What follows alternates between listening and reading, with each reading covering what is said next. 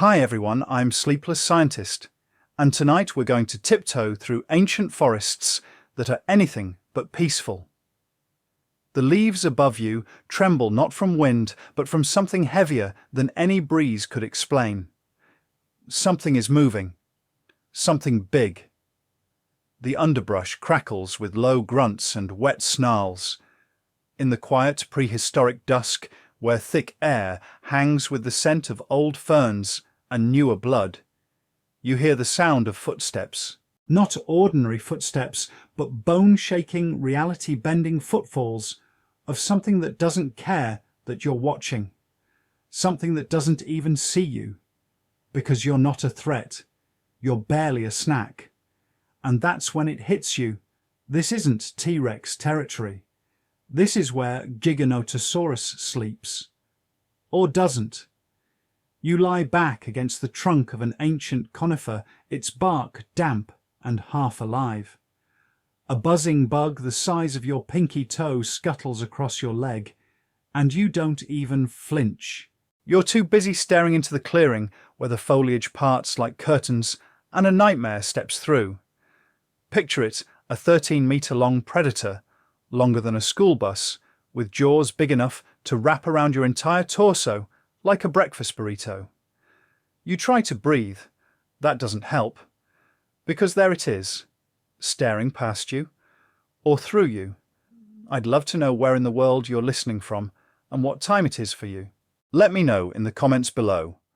I'm always curious where these quiet little science stories are drifting to, and if this video helped you while you were there. Now relax, take a deep breath, and join me gently on this evening's journey. You shuffle backwards a little unsure of your place in this ancient ecosystem. Something in your brain keeps screaming, T-Rex, but you're wrong, and deep down, you know it. This thing has a longer snout, sleeker frame.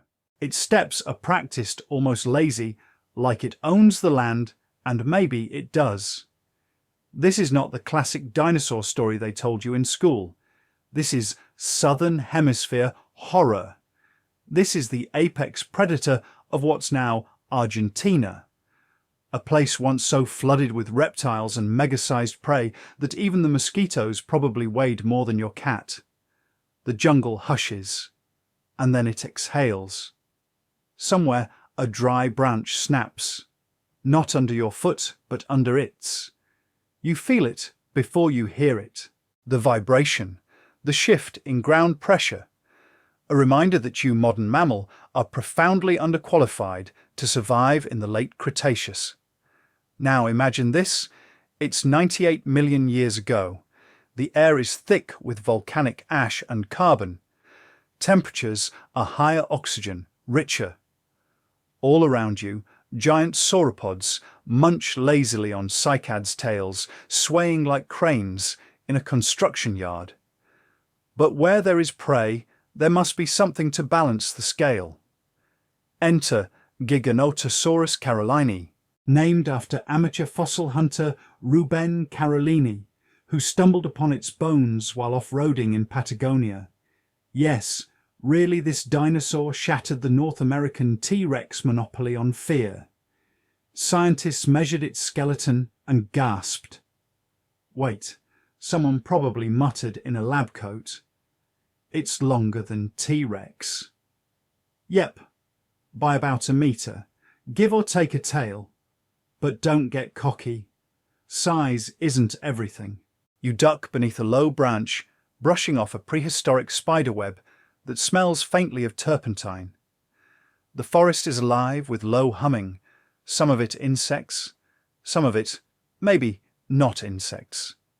Something primal and deep inside you starts cataloguing escape routes. None look promising. This animal isn't just big, it's built different, more blade than brute. T-Rex was a tank, Giganotosaurus is a sword. Its skull alone stretches nearly 2 meters. It's lined with 30-centimeter serrated teeth. Think steak knives, but with worse intentions. And unlike the banana-shaped chompers of T-Rex Giga's teeth, are narrower and more slicing than crushing. They weren't meant to pulverize, they were meant to shred. But let's get weird for a second. You know those ancient crocodiles that used to gallop like dogs? Or that some species of dino might have used poop as sunscreen? Yeah, science is full of absurdities. Like the fact that some paleontologists believe Giganotosaurus might have hunted in groups. More on that in a later part. That's like finding out lions formed biker gangs. And yet, for all its menace, Giga wasn't perfect. Its brain, smaller than a banana. For its body size, its brain-to-mass ratio is comically low. If it ever had an existential crisis, it probably didn't last long or go very deep. That might be why Giganotosaurus had such a well-developed sense of smell. When your frontal lobe's more rental than resident, it helps to rely on your nose. And smell it could. Massive olfactory lobes bulged from its skull like twin thumbs, tuned to pick up the distant scent of rotting meat or a fresh kill. Imagine having GPS that only tracked barbecue. So you pause, you listen, and you wonder, was this creature a silent stalker or a clumsy overachiever? Scientists still debate whether Giganotosaurus hunted like a big cat, stealthy and patient, or just charged with reckless abandon like a semi-truck through a fruit stand. The evidence is scattered, the bones are few, and the jungle, as always, is in no hurry to give up its secrets. Somewhere behind you, a tree creaks. Maybe from the wind, maybe not. The great lizard moves on, and you slowly and silently begin to follow. The creature slips through the foliage with unsettling grace.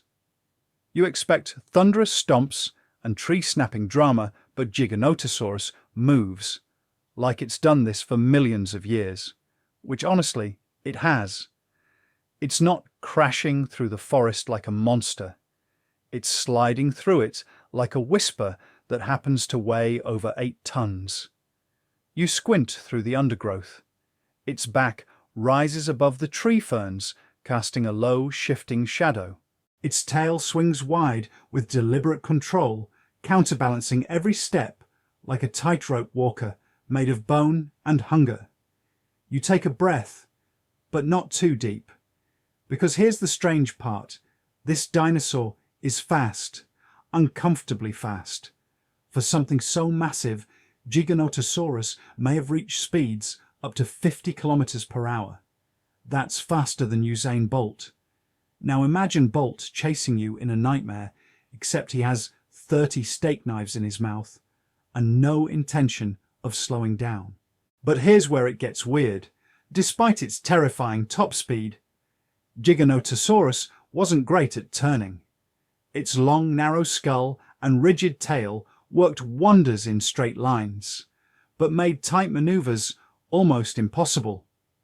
If it had to pivot quickly, it probably flailed like a shopping cart with a broken wheel.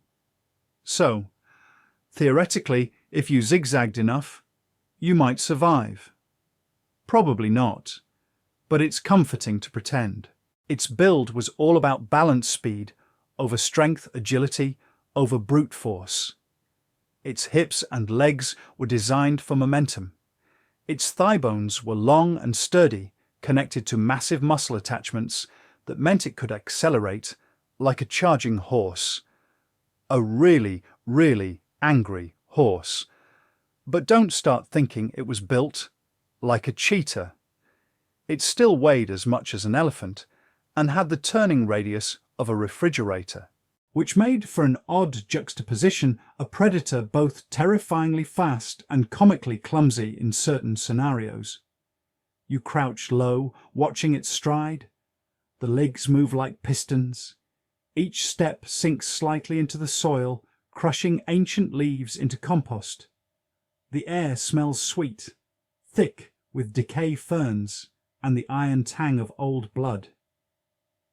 And yet, despite its sheer size and speed, Giganotosaurus likely wasn't the most intelligent predator around. That brain we mentioned earlier, yeah, it's back, and it's not impressive. Its brain was roughly the size of a lime, which is fine if you're making mojitos. Less great if you're trying to outwit prey with herd strategies and defense mechanisms. Compared to other predators, its neurological toolkit was basic at best. Smell, good chase, fast bite hard. But then again, maybe that's all it needed.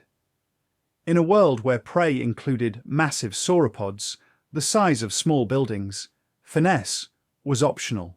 Still, the debate continues. Did it plan attacks? Did it coordinate hunts with others? Or was it the prehistoric version of run at the thing and hope it dies? Scientists still debate whether this dinosaur used speed to chase or simply to intimidate. Some argue that its legs were built for stamina, perfect for shadowing herds for hours, waiting for the slowest member to lag behind. Others insist it was a sprinter, ambushing prey in short, explosive bursts. The fossil record doesn't leave behind motion blur or footprints labelled sprint zone. And now, for your nightly, strange but true moment. Some paleontologists believe that Giganotosaurus's tail muscles were so powerful they could be used for display.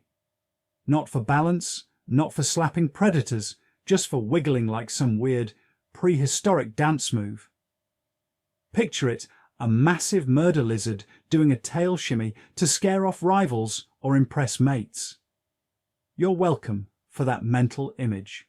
You keep creeping forward, the forest pulsing around you like it knows a secret. The sunlight filters through layers of ancient plants in shades of green, not found in modern forests. Rich, almost blue-tinged, humming with chlorophyll and thyme. Up ahead, Giganotosaurus pauses. Its head lifts. Nostrils flare. You freeze. Its olfactory bulbs twitch slightly under the skull. It's sniffing. Not just smelling something, smelling everything. Its sense of smell was likely stronger than even modern vultures. And it didn't need to see you to find you. It could pick up the trail of fear. So you stop breathing, which turns out to be the best cardio option available. Its gaze passes your way, unfocused, unbothered. You are not its prey. Not tonight. It turns again, scanning the canopy, and you notice something peculiar. Its eyes aren't forward-facing. They're off to the sides of its head. Unlike T-Rex, which had binocular vision ideal for depth perception, Giganotosaurus likely had a wider field of view, but less precision. Translation, it could see a lot, but not very well. Like a security camera on bad Wi-Fi. This suggests that it may have relied less on eyesight and more on that freakishly good nose when it came to tracking prey. Its hunting style might have been more sniff and chomp than stalk and lunge. But hey, if you could smell a corpse from 10 kilometers away, you'd be pretty confident too. There's movement up ahead. A smaller dinosaur darts between trees.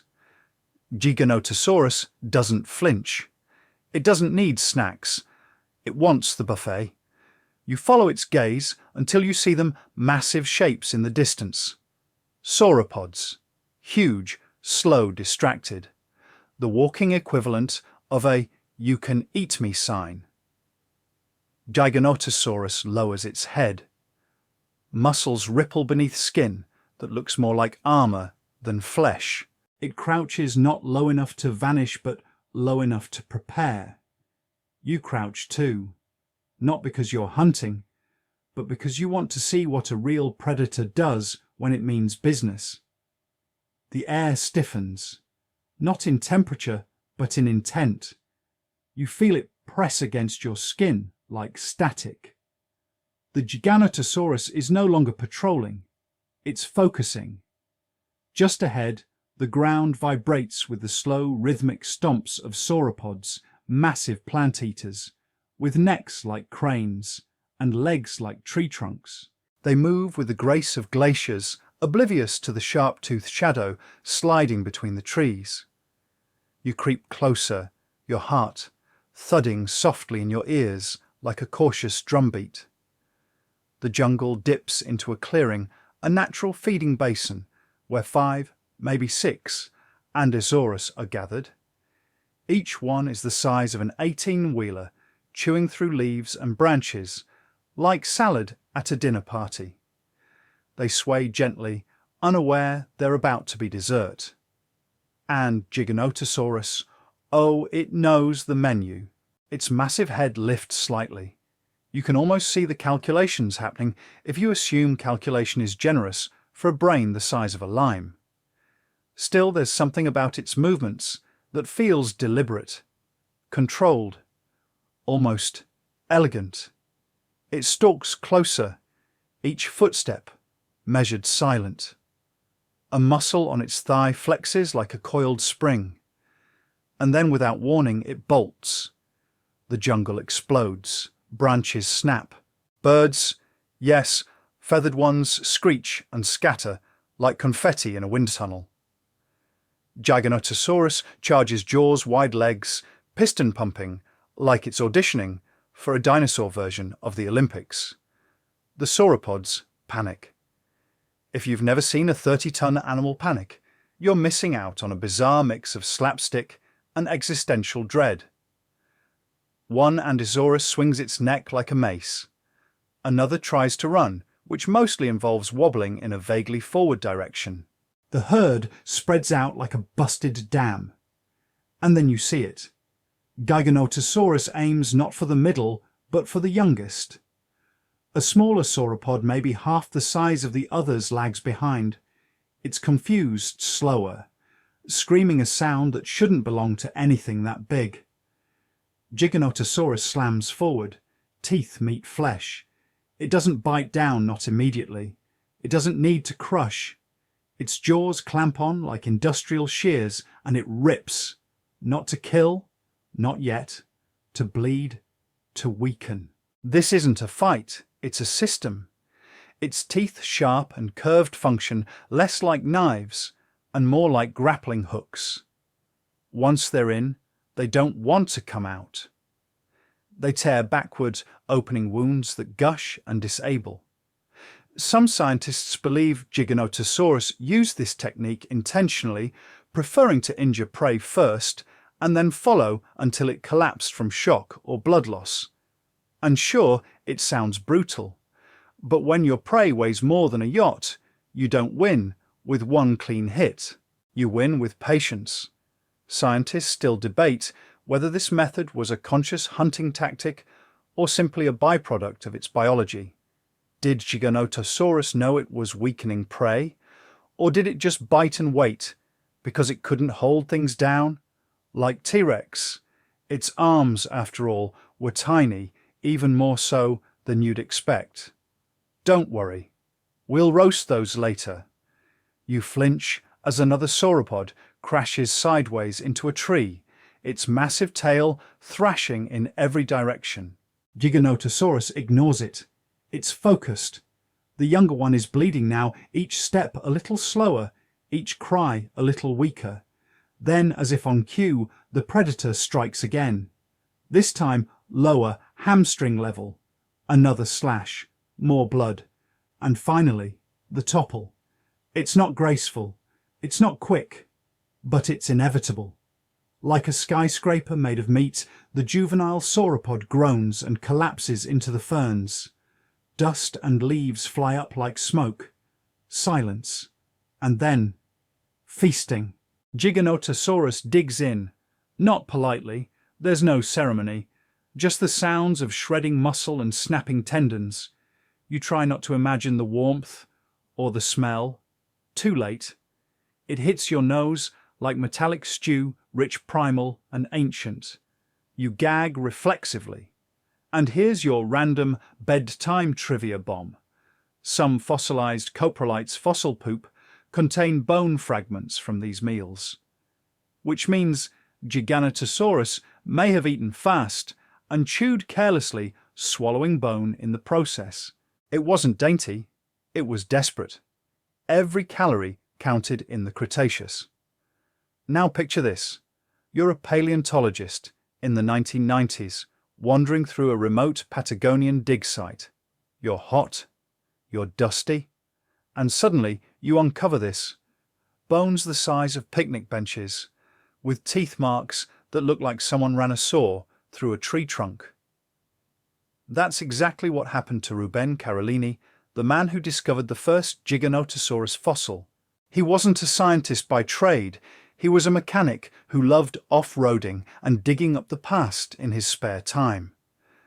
One day, while exploring an exposed hillside, he uncovered a jaw fragment so huge it made the museum experts squint. When they reconstructed the skeleton, they realized something wild. This was bigger than T-Rex. Not just longer by about a meter, but sleeker, more agile. A different kind of terror. And that was the moment the dino world changed. Because up until then, North America had been the unquestioned king of scary dinosaurs. T-Rex ruled the documentaries, the toys, the movies. But here came Giganotosaurus, a southern hemisphere surprise that upset the balance and sparked endless who would win arguments in forums, books, and breakfast tables worldwide. Even today, scientists argue about their differences. Giganotosaurus had weaker bite force, longer arms, and narrower jaws. But it was faster, sleeker, maybe even smarter in its environment. It didn't replace T-Rex, it haunted it. Like a rival that never quite shows up, but always looms in the back of your mind. The sauropod in the clearing has stopped moving now. Its body steams in the heat. Giganotosaurus feasts without urgency. You step back slowly. You've seen enough for tonight. But something in you still wonders, what if there were more than one of them? That question will keep you awake. The leaves rustle behind you. You spin instinctively. Nothing. Or was it something? You glance back at the clearing where Giganotosaurus is elbow-deep in sauropod sashimi, and a chill creeps over your spine. Because if there were more of them, if Giganotosaurus didn't hunt alone, you'd be in the middle of a very bad science experiment. That's not just paranoia. That's scientific controversy. Some paleontologists argue that Giganotosaurus may have hunted in packs. Not swarms like raptors, not coordinated wolf-style tactics, but loose, opportunistic gangs.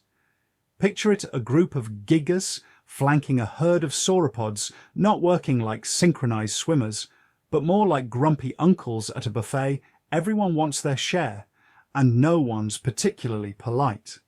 It's a spicy theory, and not everyone buys it.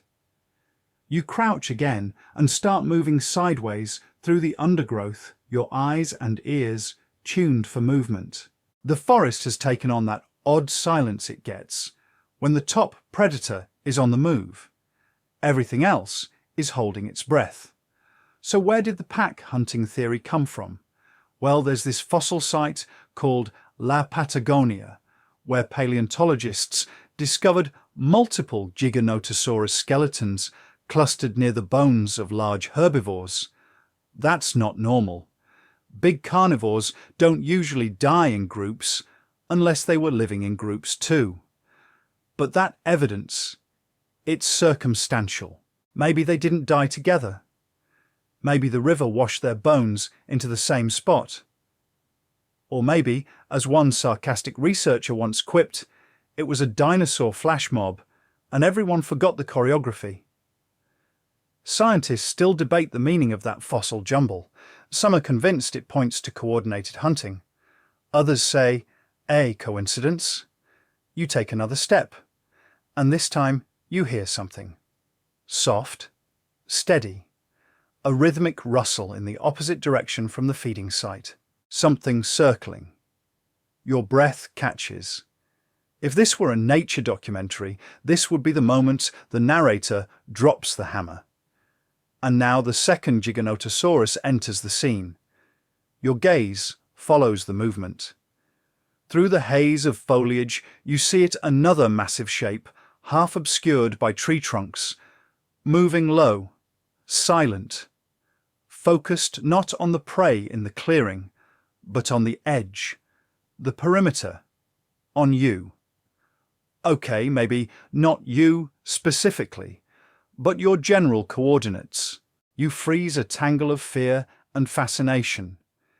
Because this confirms the worst, there's more than one. And they're not territorial in the way some other apex predators are. If they're sharing a kill, or at least sharing hunting ground, that changes the whole story. This isn't just a solo monster, this is a system. And you're now in the middle of it. Let's back up. In modern ecosystems, pack hunting is common among intelligent predators, wolves, lions, orcas. But dinosaurs, that's still up for grabs. Giganotosaurus didn't have the brain size you'd expect for strategic verbal coordination. Like, you flank left, I'll distract the big one. More likely, if they did hunt together, it was informal. More like, hey, we both smell lunch. Let's not kill each other while we eat. But informal hunting. That's still terrifying. Imagine two 8-ton monsters coming at you from two directions, not because they planned it, but because they both thought, hey, this one looks slow.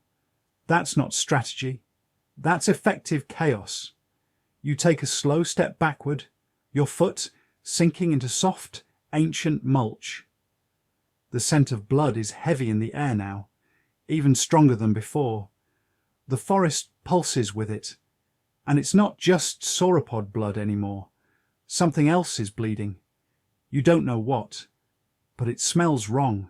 This new Giganotosaurus enters the clearing, not aggressively, just joins the feast. It doesn't snarl at the first. It doesn't challenge. It starts eating from the opposite side, like roommates, sharing leftovers. And here's the kicker: they don't fight. This is huge. Carnivores are notoriously bad at sharing. In modern ecosystems, if two tigers show up to the same dinner, someone's getting slapped. But these two Giganotosaurus, they're shoulder deep in an all-you-can-eat sauropod bar. And it's chill. Maybe they're related. Maybe they're part of a loosely bonded social structure. Or maybe they just don't want to risk injury fighting over food that's already dead. Whatever the reason, your knees go weak watching it. Because two of them is too many. Here's your random bedtime fact before you collapse in fear. South American ants today also sometimes hunt in loose, chaotic waves without central control. Everyone just smells the same trail and follows. No plan, no leader, just movement. Maybe Giganotosaurus was an 8-ton version of that. Terrifying. You crouch lower now, careful not to snap any twigs. You've seen enough to rewrite your nightmares. And in the quiet space between chewing sounds, you find a strange kind of awe. Not just at their size, but at the possibility that we still don't know how they lived.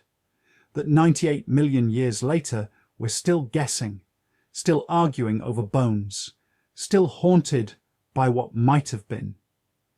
The sun begins to sink, shadows stretch longer, and the two predators retreat into them. Not out of fear, just out of instinct.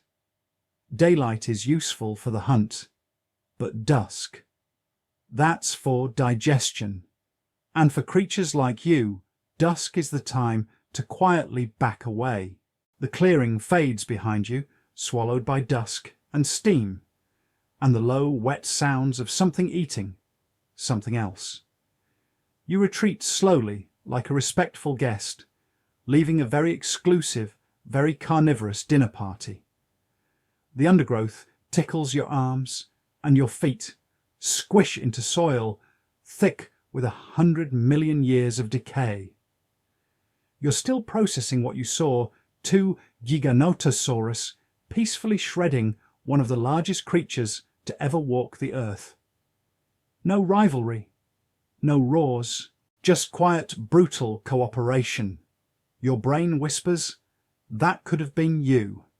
You whisper back, "Yeah, I know, but you're safe for now." And as your nerves settle, your curiosity flares, because there's still one lingering question in your prehistoric crawl through this jungle of giants. Did Giganotosaurus and T-Rex ever meet? Short answer, nope. Longer answer, almost. And that makes it weirder. You press on through the trees, your senses tuning in to the smallest cues. Bird calls, rustling leaves, maybe the faint sound of something scurrying off. The air gets thicker, as if time itself is folding inward. You sit on a low ridge and try to imagine the Earth back then, not just filled with dinosaurs, but split into separate continents. Giganotosaurus roamed South America, specifically what we now call Patagonia, during the mid-Cretaceous period, about 98 million years ago. T-Rex didn't show up until about 30 million years later in what would become North America. So no, they never crossed paths, unless you're watching a movie that makes paleontologists scream into their popcorn. Still, the comparisons are irresistible. Two apex predators, two continents, two completely different approaches to terror. T-Rex was the tank, shorter, stockier, with teeth built for crushing bone like it was biting soda cans. Giganotosaurus, the blade longer, faster, with slicing teeth that turned living flesh into spaghetti. One had binocular vision, the other had panoramic view. One had a bite force that could shatter bone up to 6 tons of pressure. The other had a weaker bite, but could tear massive chunks off its prey like it was unzipping a suitcase made of meat. One may have had feathers, the other scales. Probably. Maybe. Scientists still debate the skin covering of Giganotosaurus. Most reconstructions show it with reptilian armor, thick scales, and bony ridges. But some argue that certain relatives of Giga, like Concavenata, may have had primitive feather-like structures. Was Giganotosaurus fluffy? Probably not. But let the internet fight about it. You run your fingers along a nearby tree trunk. The bark is moist, almost rubbery. Everything here feels like it's halfway between plant and animal, like even the trees haven't decided what team they're on. Above you, the canopy shifts. Something big. But not that big. You wait. Just a passing pterosaur, maybe. Still, you imagine what would happen if T-Rex somehow time-travelled to Giganotosaurus territory. Who would win? T-Rex had the bite, the vision, the skull that looked like it was forged in a factory that only made weapons. But Giganotosaurus had reach, speed, a longer body, possibly better heat regulation in the hotter, more tropical climate of South America. In a head-on clash, well, let's be honest, you'd just be running in the opposite direction. It's not about who would win. It's about who wouldn't need to fight. They evolved in different ecosystems, under different pressures, for different prey. T-Rex hunted things like Triceratops and Edmontosaurus, tough defensive herbivores with armor and horns, and enough attitude to make dinner a challenge. It developed the tools to crack through that. Giganotosaurus had a different menu. Its main dishes were the sauropods, slow, towering giants with more size than strategy. So Giga didn't need to crush. It needed to bleed things out. Slice, wait, follow. Patience was the weapon, and that shaped everything. You crouch now, looking down at the faint trace of what could be a footprint. It's wide, 3-toed, pressed into the earth like a memory that refuses to fade. The size hits you again. You could nap in this footprint, set up a small tent, throw a barbecue. You resist the urge to lie in it. Barely. Here's something odd. Before you wander further into the night, there's a prehistoric site where paleontologists discovered Giganotosaurus footprints next to sauropod footprints. And in the prints, the predators don't appear to be charging. They're shadowing, matching pace, following. It's not proof of stalking, but it feels like it. Scientists still debate whether that site shows active hunting or just a coincidental stroll. But you feel it in your gut. That presence, that awareness, that quiet calculation that has nothing to do with big brains and everything to do with instinct honed over millions of years. You stand slowly. The forest is darker now, the sun gone, the stars overhead ancient and mostly unchanged since the days when Giganotosaurus ruled this stretch of land, begin to poke through the canopy. You wonder how many of them watched these creatures below, how many witnessed every step, every kill, every extinction, and how many are watching you now.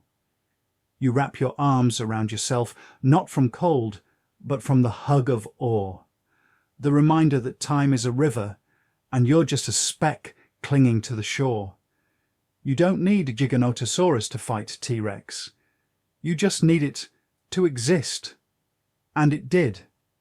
That's more than enough to keep you awake. You keep walking.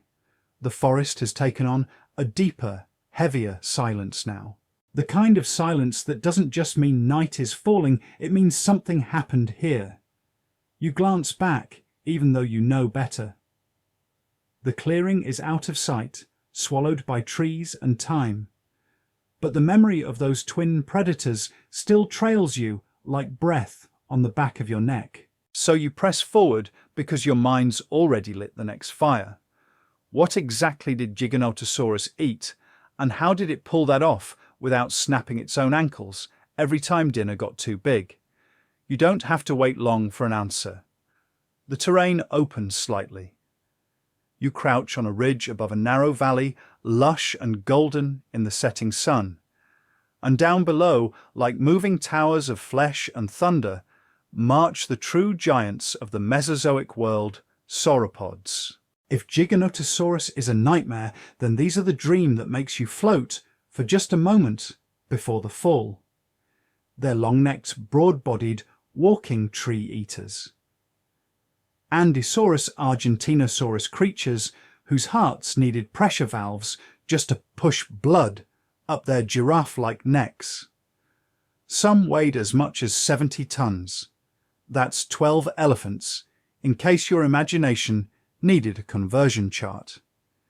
You stare in wonder, then confusion, because how the heck did Giganotosaurus manage this? How does something huge and hungry take down a walking skyscraper? The answer is both brilliant and horrifying. It didn't kill with one strike. It didn't have to. You remember the earlier attack, bite, bleed, follow. Do it again. Wait. Giganotosaurus likely hunted by crippling rather than conquering.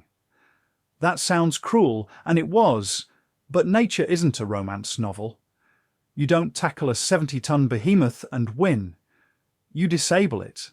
You cut its hamstrings, tear open its flanks, let gravity and biology do the slow, painful work. Scientists call this attritional predation. It's our fancy term. Simple idea. Hurt it bad enough and let time finish the job. You flinch a little just imagining it. That poor juvenile from earlier probably didn't die quickly. The kind of suffering that happened in these forests wasn't immediate. It was calculated. And yet, you're fascinated. Because this strategy, it means Giganotosaurus had patience, something we don't always associate with giant lizards. And it had to. Its prey weren't quick. They weren't clever. But they were big. Too big to overpower, but not too big to outlast. You settle into the underbrush, watching the herd, One of the sauropods has a visible limp, barely noticeable, unless you're looking. You are, and you know who else would have noticed your 8-ton friend. This one's falling behind. Not much. Just a few steps slower. But in a world where the slowest animal often is the meal that's a death sentence waiting to be delivered, and just as you think that a low rumble vibrates through the ground, not thunder, not wind, a growl. You don't see it immediately, but your body reacts before your brain does. You duck instinctively. Your hand grabs a nearby root, and then just ahead, between two massive tree trunks, you catch the movement of a snout. Long, flat, familiar, another Giganotosaurus. Or maybe the same one. You've lost track.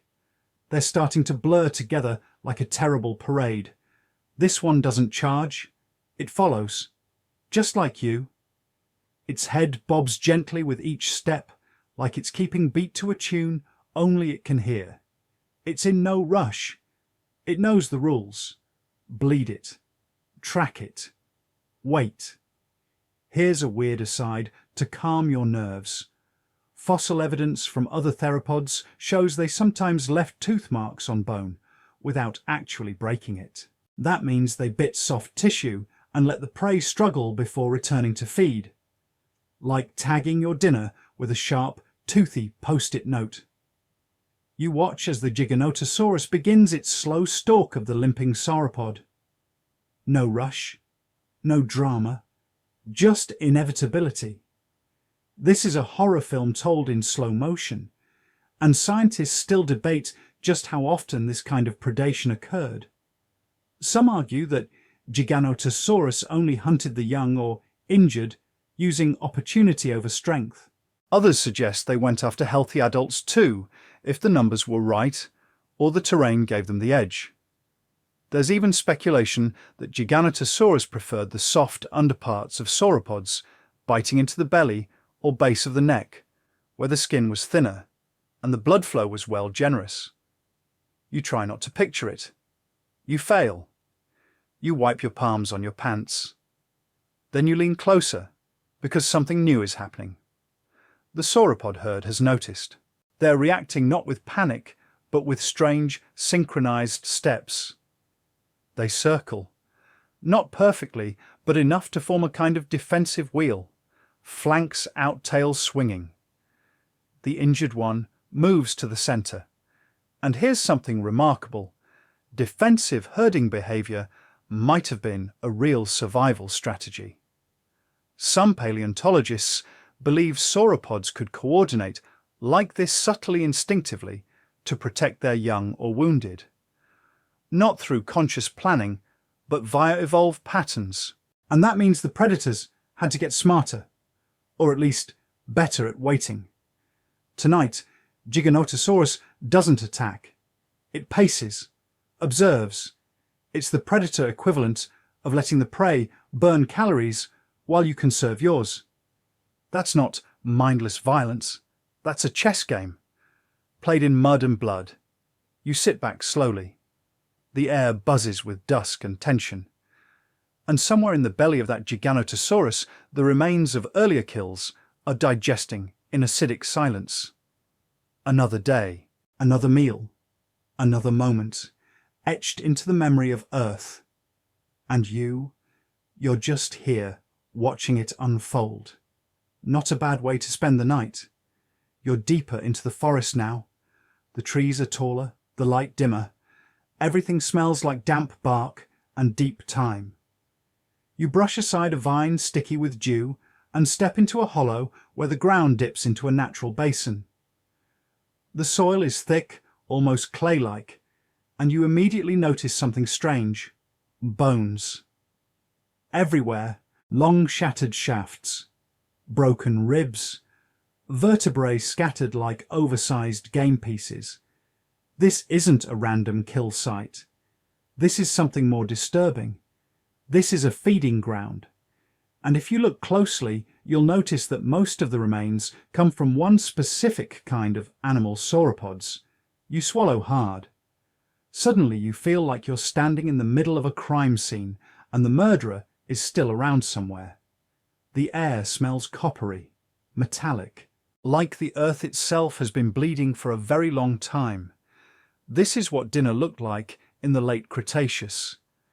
Giganotosaurus didn't chase prey down like a lion. It probably ambushed, or better yet, trailed the sick. You can imagine it walking behind a wounded Ankylosaurus, slowly closing the gap over days, waiting for the collapse, then returning to spots like this to rip into the carcass with those incredible jaws. Let's talk about those jaws. You crouch beside a half-crushed femur and imagine the animal that cracked it. Giganotosaurus's head alone was 1.8 meters long, almost 6 feet. That's taller than most people. And inside that skull were dozens of serrated teeth, each shaped not to crush, like T-Rex's banana teeth, but to slice. Picture a set of steak knives glued into a jaw that can open nearly 1 meter wide. Yeah, you're not sleeping tonight. But here's what's even stranger. Its bite wasn't very strong. Not compared to T-Rex, at least. T-Rex had the strongest bite of any land predator ever discovered, up to 6 tons of pressure. It could pulverize bone like it was biting an avocado.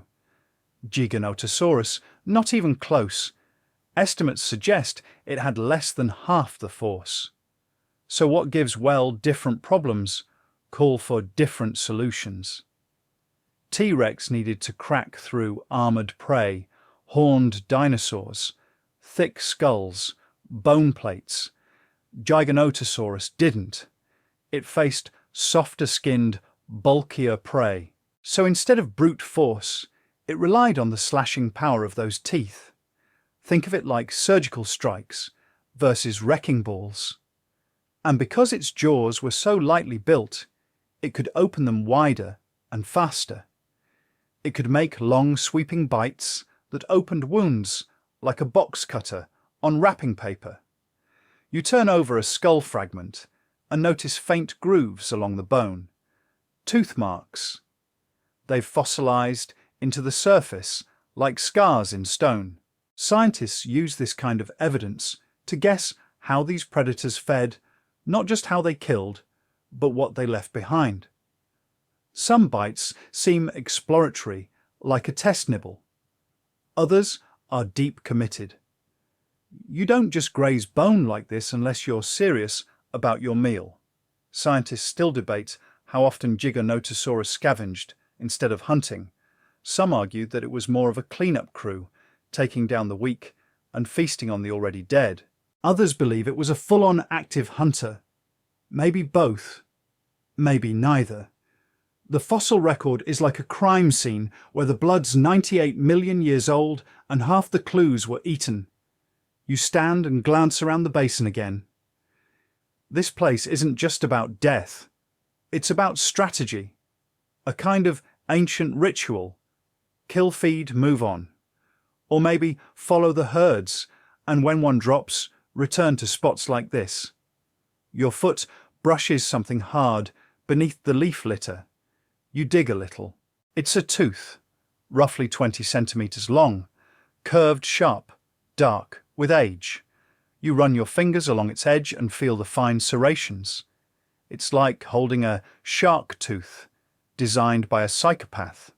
It likely fell out during feeding. Giganotosaurus, like other theropods, shed teeth, constantly replacing them as they dulled or broke. That means this place wasn't just a feeding ground, it was a tooth graveyard. Every fossil like this is another breadcrumb in a story we're still rewriting. Here's your weird late-night fact. For this section, some paleontologists once mistook isolated Giganotosaurus teeth for crocodile fossils because they looked so similar in size and shape. That's how huge these reptiles were. Their body parts could be confused with entirely different species. The shadows stretch longer across the clearing. The bones glow faintly in the amber light. You notice something else now: bite patterns. Not random, not chaotic, targeted. Most injuries appear on the hind legs, neck base, and underbelly. These weren't just bites, they were tactical strikes, designed to incapacitate, not instantly kill.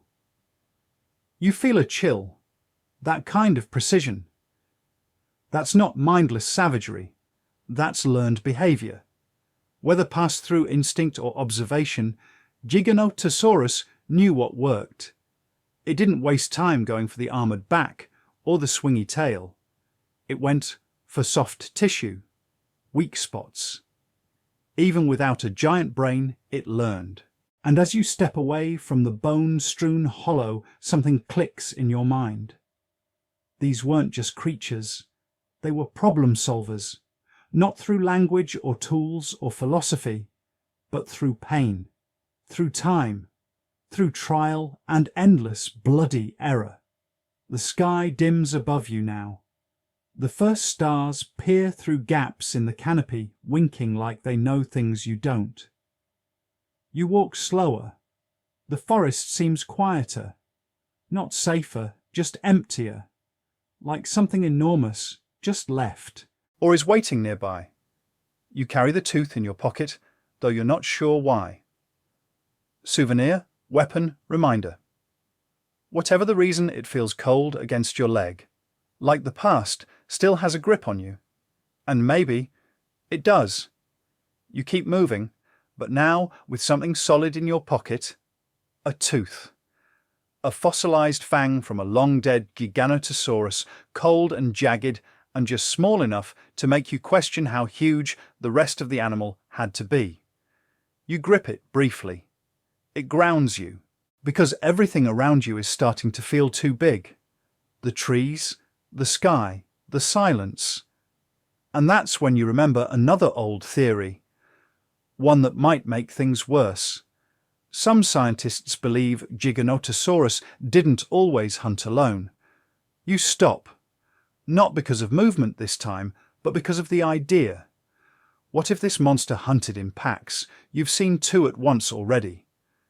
Maybe that was rare, maybe not. But now the theory feels less theoretical and more probable. You replay the scene from earlier, the calm, feeding the lack of aggression. Was that cooperation or just tolerance? Some paleontologists propose that Giganotosaurus travelled in loosely organised groups, perhaps family units or temporary alliances. Not coordinated like a wolf pack, but present, together, sharing kills, or at least not fighting over them. Why would something that big need backup? Because sauropods weren't pushovers. Even a young one could kill you with a swing of its tail or a misplaced step. Herds could form makeshift defensive circles. Prey wasn't helpless. It was dangerous. Too dangerous for a single predator to always succeed. But a group that changes the math. Picture it, 3 Giganotosaurus trailing a herd for days. One takes the flank, one cuts the middle, one drives the rear.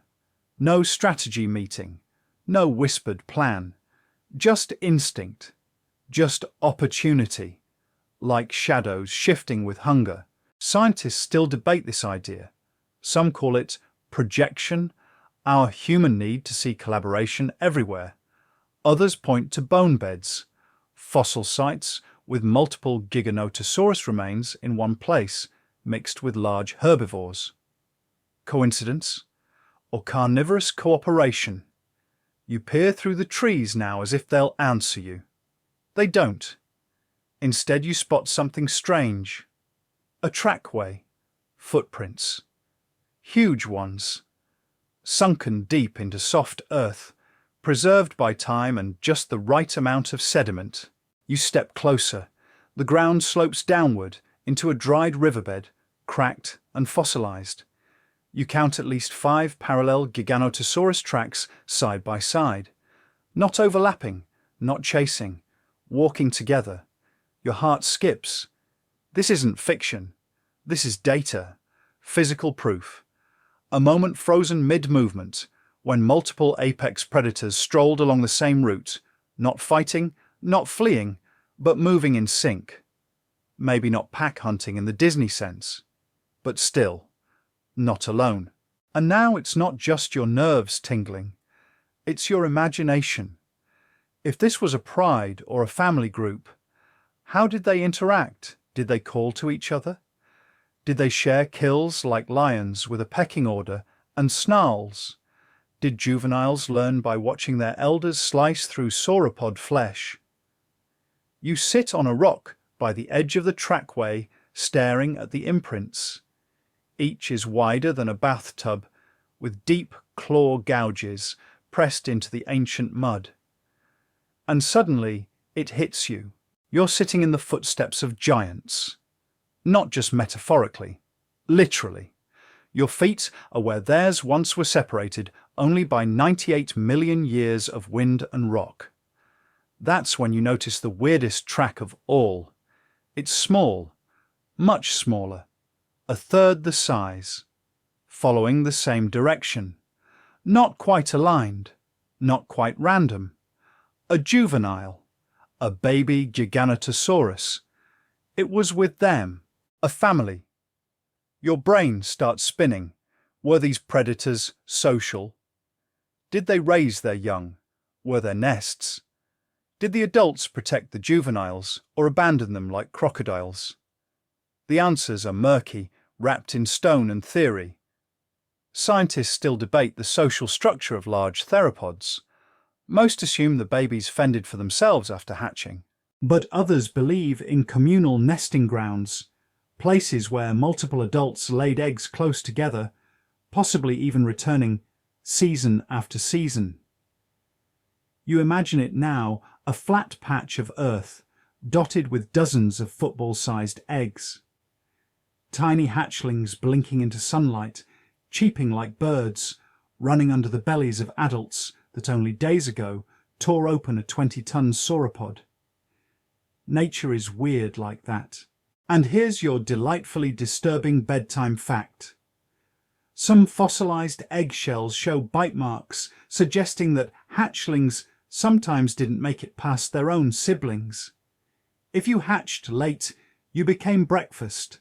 No pressure. You stand and follow the juvenile prints for a while.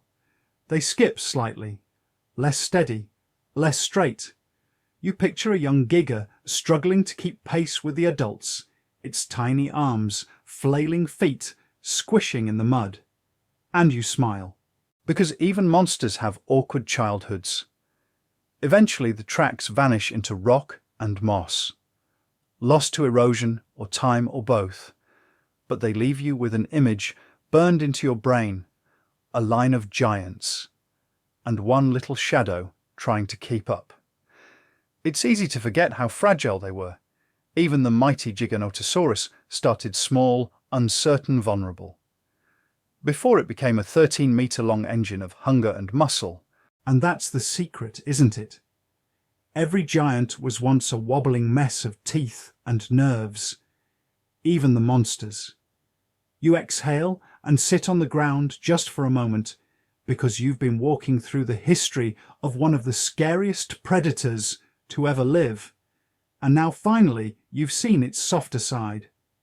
Sort of. You take the tooth from your pocket again and lay it in one of the juvenile tracks. It doesn't fit. Too big, too sharp, too soon. And just like that you realize you've been carrying not just a fossil, but a future. A glimpse of what the baby track once became. The trees whisper around you, and you realize night is fully here now.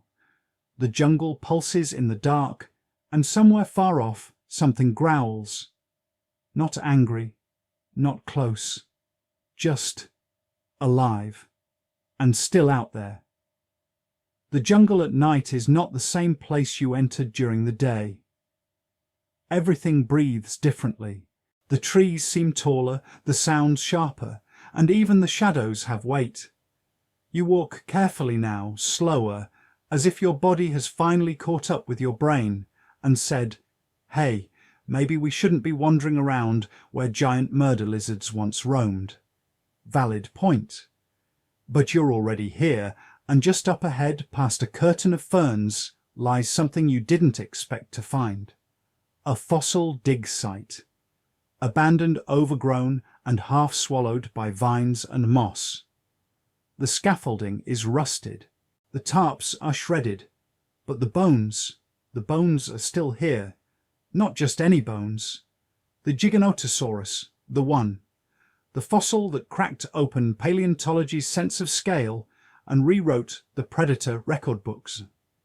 Discovered in the early 1990s by a man named Ruben Dario Carolini, an amateur fossil hunter who just happened to stumble upon history while driving through the Badlands of Patagonia. Because of course he did. There's something wonderfully chaotic about that. A mechanic on his day off out with his shovel, and his gut instincts finds a jawbone so massive it makes the paleontologists sweat. One of them probably dropped their clipboard. Another probably whispered, "This can't be right." It was. What they unearthed was a partial skeleton, but even partial was enough to cause a scientific meltdown. Skull fragments, pelvis, leg bones, pieces that hinted at something bigger than T-Rex. Not by a lot, but enough. It was like discovering your favorite childhood monster had a cousin who just moved into town and was somehow taller, faster, and angrier. You crouch beside a cast replica of the skull half buried under a tarp. Even now, it's intimidating. The snout is long and narrow, the teeth still jagged after all this time. You trace the ridge above the eye socket and feel that uncomfortable mix of reverence and dread. Because this isn't just a skeleton, it's a reality check. Until this discovery, T-Rex reigned supreme in the public imagination. But here was proof that the Southern Hemisphere had its own apex predator, one just as terrifying, maybe more. The media ran wild. Headlines screamed, "Bigger than T-Rex dinosaur documentaries scrambled to update their models." Toy companies rejoiced. And for paleontologists, it was like waking up to find someone had been living in your house for millions of years without telling you. Scientists still debate exactly how big the original Giganotosaurus was. The type specimen was missing a complete tail, so estimates vary. Some say 12.5 meters. Others argue 13.2 meters. A few whisper 13.5, but that's controversial. Weight estimates range from 6 to 8 tons, depending on how you fill in the missing parts. But one thing's for sure, it was long, fast and deadly. You brush a bit of dirt from a fossilized vertebra nearby and sit down next to it. It's warm from the sun, even now in the deep dark. It radiates something ancient, like the heat hasn't fully left its bones, even after 98 million years.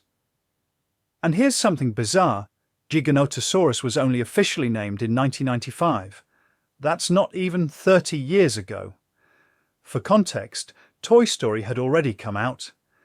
Think about that. We'd made 3D animated talking potatoes before we'd fully recognized this thing. That's how new the discovery was. How young in scientific terms. And the ripple effects, massive. Because once Giganotosaurus was on the scene, paleontologists began to re-evaluate other carnivores found in South America. Species like Mapusaurus and Tyrannotetan. Suddenly, it wasn't just about one giant. It was about an entire clade of supersized predators that evolved independently of North America's tyrannosaur lineage. That group, known as the Carcharodontosaurids, which, yes, is a terrible name to say when you're sleepy, but a great name if you're into horror. Carcharodontosaurids were more than just big. They were elegant, streamlined, built for slicing, not smashing, and they dominated regions far removed from the American West's fossil-strewn deserts. In fact, Giganotosaurus helped challenge a long-held bias that North America was the capital of terrifying dinosaurs. Turns out, South America was just quieter, but no less deadly. You stretch out on your back, the fossil beside you, like a stony guardian, and look up at the stars. They're so clear tonight, so still. You wonder what constellations looked like 98 million years ago. Which stars had already died? Which ones hadn't been born yet? If Giganotosaurus ever looked up at the same pinpricks of light, or if it even could. Here's your odd fact for this chapter. Due to the Earth's axial precession, the stars shift positions over tens of thousands of years, so the night sky would have looked different to a dinosaur. Maybe not drastically, but enough to remind you that even the heavens evolve. So while you stargaze, just know you're not looking at the same night Giganotosaurus saw. You're looking at its future, and yet it's still here, in bone, in memory, in plastic models, in museum gift shops, in the imaginations of kids scribbling teeth and claws in their notebooks. And in you. You run your fingers over the tooth again. The real one. The one that killed, that fed, that fell, that fossilized, and now it rests in your palm. You can't help but wonder how many more are still buried. How many Giganotosaurus skeletons are waiting to be found? Under deserts, under farmland, under cities. The earth is holding on to secrets, tightly. But every so often, someone with a shovel and a little curiosity digs in the right spot, and history shifts. You close your eyes, lying still beside the bones. This is the story of a predator. But it's also the story of discovery. And it's not done yet. It's late now, whatever late means, in a world without clocks. Just the soft tick of dripping leaves and the faint crack of shifting branches. The jungle has gone quiet again, which you've come to realize is never a good sign. Quiet means something big is nearby, or that everything small is hiding. You push yourself up from the fossil dig site, your hand brushing against the replica skull one last time. Its teeth still gleam in the dark like a bad omen. Long, serrated, murderous. And that brings you to a question that's been rattling around your mind like a loose pebble in a fossil bed. What did those teeth actually do? Time to find out. You follow a trail deeper into the forest, guided now not by instinct, but by obsession. And there almost conveniently is what you're looking for, a massive, partially fossilized jawbone half buried in the hillside. You crouch beside it. It's not whole, but it doesn't need to be. Because even broken, it tells a violent story. See, Giganotosaurus didn't bite like T-Rex. Not even close. T-Rex used its jaws like a hydraulic press. It crushed bones, snapped femurs. It could bite through cars if cars had existed. Its teeth were thick, conical, and resistant to breakage, like curb stompers for ribs. Giganotosaurus, completely different approach. Its teeth were shaped more like knives than cones, thin, sharp, and serrated. Think a row of steak knives taped to a freight train. But that meant it couldn't bite down with full force. Those teeth would snap under the pressure. So instead of crushing, Giganotosaurus slashed. You imagine it, now the jaw opens wide, lips curl back if it had any, and then it clamps on not to smash but to carve, like scissors slicing through fabric. The goal wasn't destruction, it was disassembly. And the engineering behind this genius. Its jaws didn't clamp down vertically like a crocodile's. They had a slight sideways motion, allowing the teeth to slide against flesh and bone in a sawing motion. Combined with the long skull and narrow snout, this design turned Giganotosaurus into a living meat slicer. Scientists call this a ziphodont dentition, a fancy term meaning teeth, built to cut and tear. It's the same concept you see in some modern monitor lizards, and even sharks. And here's a weird bedtime snack for your brain, those serrations. They're called denticles, and in some specimens they're so fine and perfectly spaced that researchers study them under microscopes the way jewelers inspect diamonds. Some gigateeth had up to 8 denticles per millimeter. That's razor-level detail. This thing wasn't just chomping, it was filleting. You run your thumb along the edge of a cast tooth nearby. It's dull now, worn by time and weather, but in its prime it could open a sauropod like a zipper. And Giganotosaurus didn't stop at one bite. It struck, released, stepped back. Like a fencer, not a bulldozer. It could deliver multiple slashes in a short span of time, creating a hemorrhaging prey that would weaken and eventually collapse. It's messy, it's brutal, it's effective. Now, not to be left out, let's return to our dear T-Rex for a moment. Because if you haven't noticed, we keep comparing the two. And here's another reason why T-Rex's teeth were often found broken, shattered from biting bone. But Giganotosaurus teeth, more often missing, not shattered. Why? Because they shed them constantly, like sharks. It didn't need perfect teeth, it just needed sharp ones. And if one snapped during a bite, no problem. Another would grow in. Nature had a dental plan. You step back from the jaw and find yourself in a narrow ravine filled with ancient sediment. The stone here is soft enough to reveal fossil traces, grooves, scratches, even punctures. And if you look closely, you can see something amazing. Tooth marks, not just random scratches. These are deliberate. Parallel lines carved into fossilized bone, possibly a sauropod femur. The pattern matches the arc of Giganotosaurus's jaw. This was a kill site, or at least a feeding site. Scientists study these patterns to reverse engineer behavior. The depth of the bite, the angle of entry, even how the animal moved while feeding. Some marks show hesitation, others show full commitment. One set of grooves you spot is deep and jagged, suggesting the predator bit hard, then twisted its head sideways, ripping rather than biting clean. Like pulling taffy off a counter, except the taffy is muscle tissue and the counter is screaming. Scientists still debate whether Giganotosaurus chewed or simply swallowed large chunks.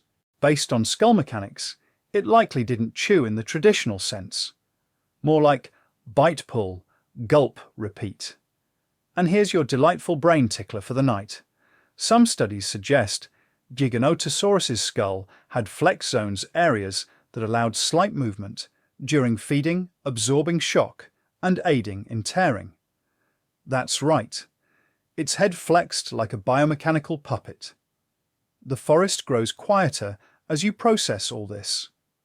The cutting teeth, the flexing skull, the perfect, horrible efficiency of it all.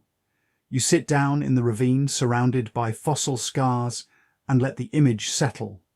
A predator that didn't need to overpower its prey in one go.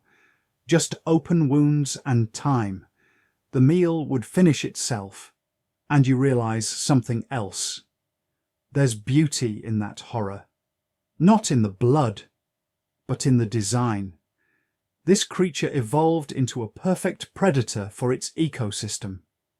Not through rage, not through dominance, but through biology that worked over millions of years. You lie back, hands behind your head, and stare into the treetops, and as leaves sway and night deepens, you imagine those blades, those serrated weapons, slicing through the dark. Not out of cruelty, but because that's just what Giganotosaurus was. A slicer, a tracker, a monument to hunger. You wake up to a rustling in the canopy, soft, steady, rhythmic.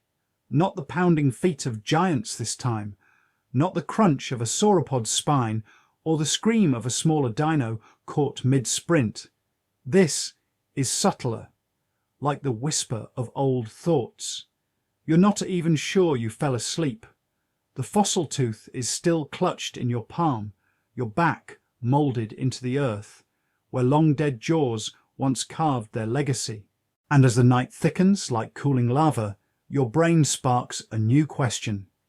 If Giganotosaurus didn't have the strongest bite, what made its bite dangerous? You sit up slowly, brushing sediment from your shirt. Because it's time to go deeper. Not into bone this time, but into biomechanics. Let's start with the obvious. Giganotosaurus had a big mouth. Massive, in fact. But a wide bite doesn't always mean a powerful one. Power depends on muscle leverage and where the jaw muscles attach.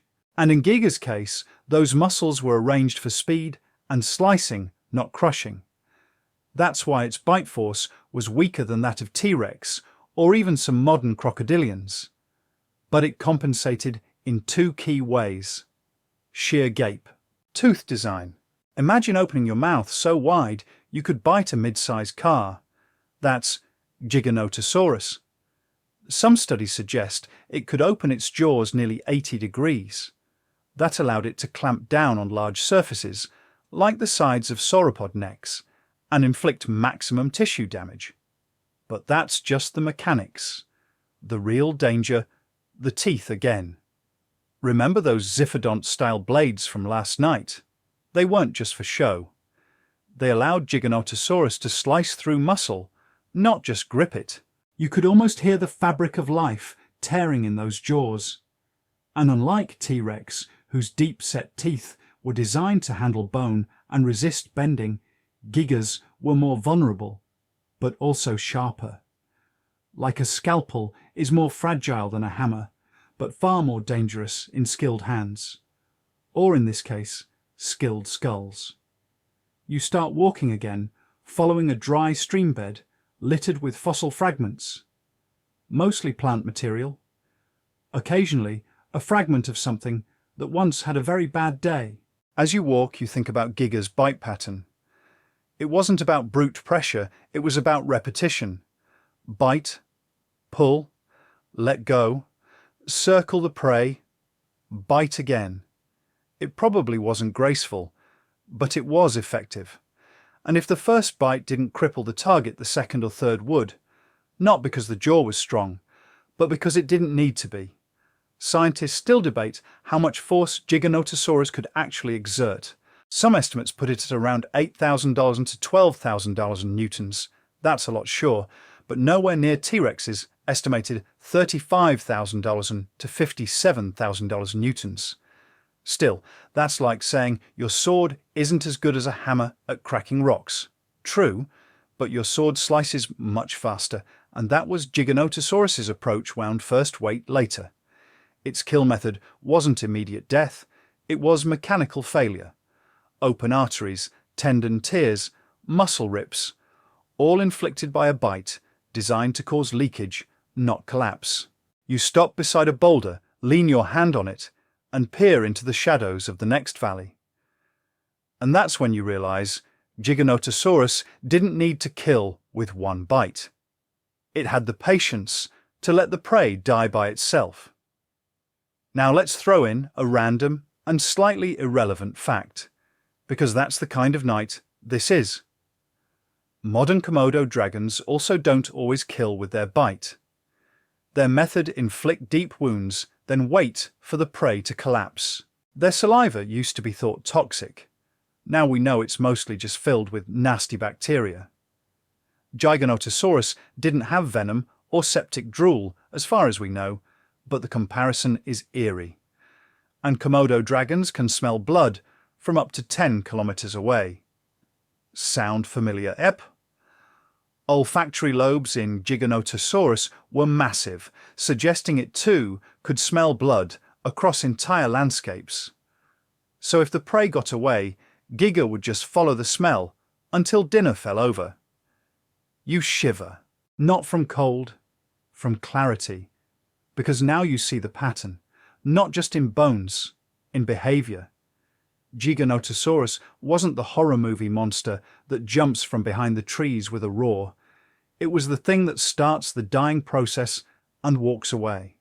Confident, cold, calculated. You sit on a fallen log and glance up at the stars. The Milky Way sprawls like a fossil of its own across the sky. Bright, ancient, untouchable. You wonder if Giganotosaurus knew fear or pain, or if it ever lost a fight. We think of apex predators as untouchable, but they're not. They can get sick, injured, starve, a bad step, a broken ankle, a younger, faster rival. Predators fall too, and their bones sink into the same mud. That's what this place is. A graveyard for ambition. A fossil bed for failure as much as success. You pull out the tooth again and press it into your palm hard enough to leave a little indent. Just to remind yourself, it's real. Because all of this is real. Every bite, every step, every shredded tendon and spilled artery. Real. And the only reason you're here to think about it is because it's over. You're the aftershock. You are the species that came after. And that might be the only reason you get to ask the questions. It's strange how quiet everything gets when your mind starts chewing on skulls. You've been walking for what feels like hours now, deeper into a forest, thick with time and memory. The shadows stretch long and lazy, and the last of the twilight is gone. Now it's just moonlight slicing through the canopy, painting stripes across your arms and reminding you of what else teeth. Because that's where your thoughts keep drifting to the head of Giganotosaurus. You stop by a shallow ravine and crouch beside a flat stone outcrop. If you were a betting mammal, you'd guess this used to be riverbed, perfect for preserving footprints, maybe even fossils. But tonight it's not the bones you're tracing in your head, it's the eyes. Giganotosaurus had something most modern predators take for granted: bad aim. At least by today's standards. Let's break it down. Unlike T-Rex, which had forward-facing eyes, Giganotosaurus had its orbits, eye sockets set more to the sides of its skull. This gave it a wider field of view, but sacrificed depth perception. It was like watching life in a panorama mode, lots of visual information, but hard to tell exactly how far away something is. That's huge for a predator, because depth perception, binocular vision, is what lets an animal judge distance accurately. It's why cats can land perfectly on narrow railings, why birds of prey dive with pinpoint accuracy, and why humans don't walk into glass doors. Well, most of the time. Giganotosaurus probably wasn't winning any dart tournaments. Its visual field overlapped less than T-Rex's, which means it relied more on movement and smell to hunt.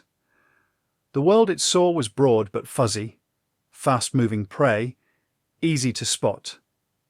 Precise location of the jugular. Maybe not so much. Scientists still debate how much this impacted Giga's hunting style. Some argue that its larger olfactory bulbs and excellent hearing compensated. Others point out that when your prey is the size of a city bus, perfect aim is less important.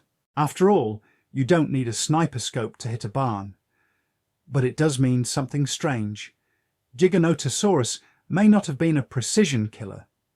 It was more like a roaming wrecking ball bite-tear, and let the rest figure itself out.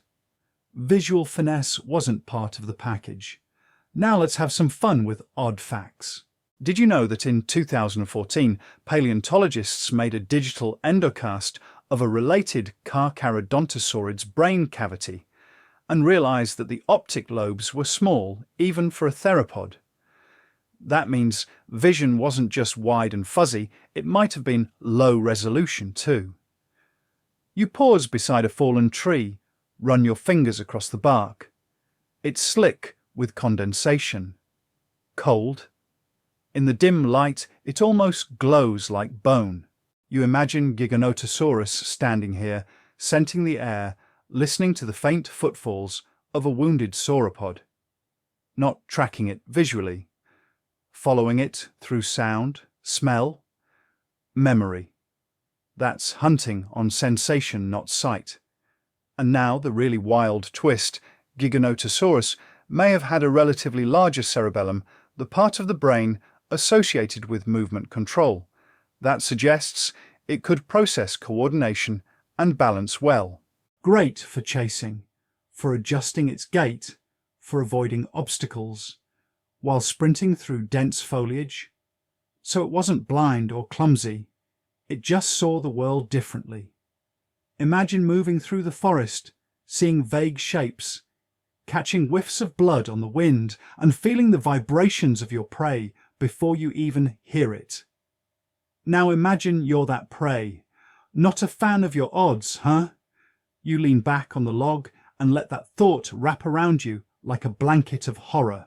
And then, just because your brain is in that zone, you wonder, what if Giganotosaurus couldn't see you very well, but could smell your fear? Not metaphorically, biologically.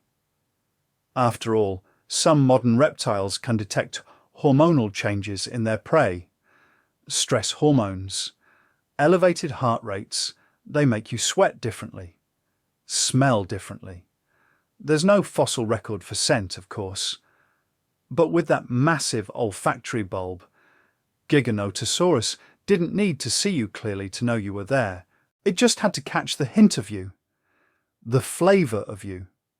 That's more terrifying than laser vision, honestly. And here's your little oddball science fact. Before we drift again, Giganotosaurus's eye placement may have helped it navigate terrain better than hunt prey. By placing its eyes on the side, it could better avoid trees and rocks, while running handy when you're 8 tons and moving at 50 kilometers per hour. You smirk at the thought. Not a killing machine, just a really determined jogger with a machete for a mouth. The moon creeps higher now, spotlighting a patch of ground ahead. You move toward it, noticing something unusual: a fossilized track perfectly preserved, with a slide mark at the heel. A misstep, maybe a skid during a chase. It makes the monster feel more real, more imperfect, more alive. Even giants stumble. And you can't help but love that. Because for all its terror and scale, Giganotosaurus wasn't supernatural. It wasn't flawless. It didn't need to be. It had dull vision, a weak bite force, tiny arms, which we'll get to soon. Don't worry. But it worked. It survived. It ruled. And now here you are, billions of heartbeats later, chasing its shadow through the night. The stars glint above like teeth, and you whisper to the dark. You probably couldn't see me very well. Could you? And somewhere in the memory of this forest, the silence answers back. Didn't have to. You climb a steep ridge now, using roots for handholds. Shoes scraping against sediment so ancient it predates the concept of mammals, who worry about taxes.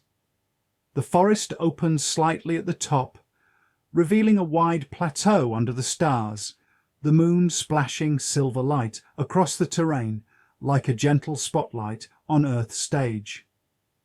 And what better setting for tonight's next performance? Let's talk about the part of Giganotosaurus you've been dying to roast, the arms. Oh yes, those tiny, embarrassingly small, glorified, decorative meat hooks.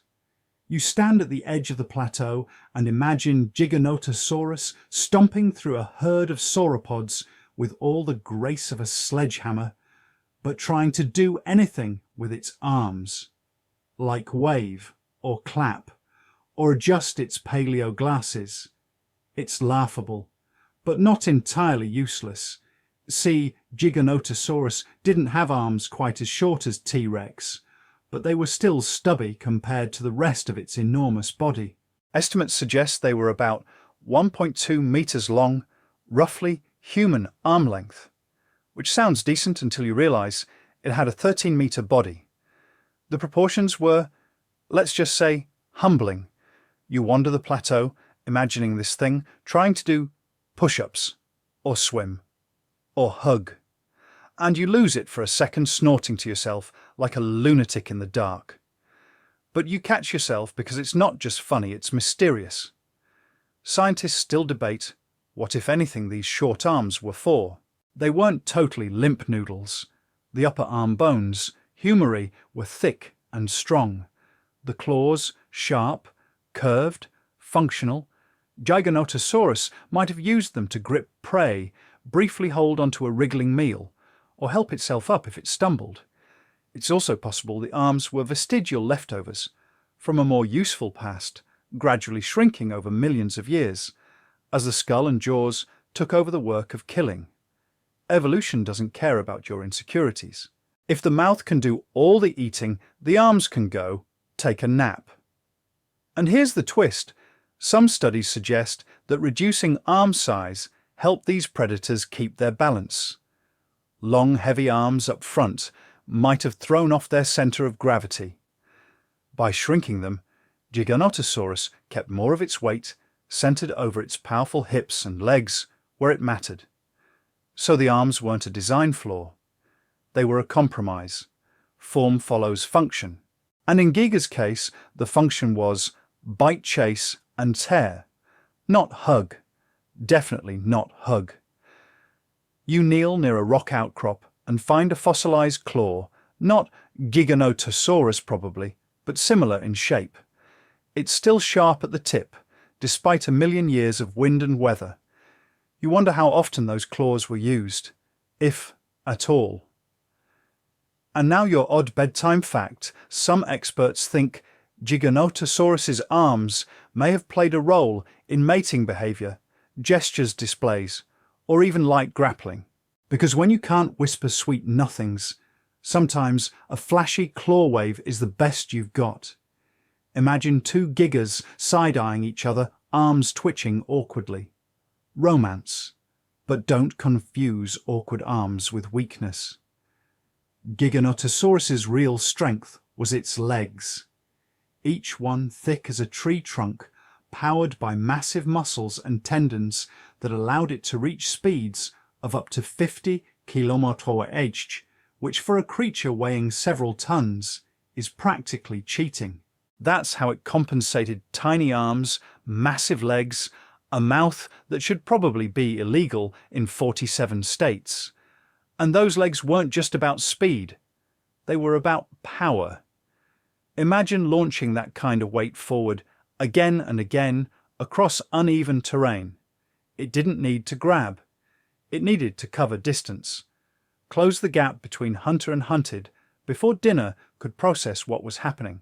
Some paleontologists compare the leg structure to large, flightless birds, like emus or ostriches, built for distance, not dancing, but stronger, denser, engineered for force. You take a deep breath, feeling the weight of this realization. Every inch of Giganotosaurus was an evolutionary bargain, a trade-off. Small arms, yes, but jaws that never quit. Weak bite force, but slicing teeth like wet razors. Poor vision, but a nose that could follow you for kilometers. It wasn't perfect, but it was enough. You sit on a flat stone at the ridge's edge, watching the moon rise higher. A breeze rustles the tree line below. Somewhere in that darkness, millions of years ago, a Giganotosaurus limped, or lunged, or collapsed. Not as a legend, but as a living, breathing, sweating, bleeding animal. With tiny, ridiculous arms. And a legacy written in claw marks and tooth grooves, and the occasional trackway that loops in a confused circle before vanishing into rock. Because even the monsters get confused sometimes. Even the giants. Even Giga. You tilt your head back, let the wind cool your skin, and imagine what it would feel like to stand face to face with something that could kill you in 4 seconds flat and then awkwardly wave goodbye with a forearm the size of a garden rake. You laugh again, and the forest doesn't laugh back. It just listens, as it always has.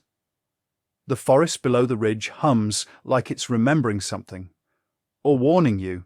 You're not sure which. You stand slowly, the moon behind your back, now casting a long shadow across the dirt. It almost looks like a dinosaur walking, your arms tiny, your head too big. You chuckle at the thought. Giganotosaurus cosplay via poor lighting.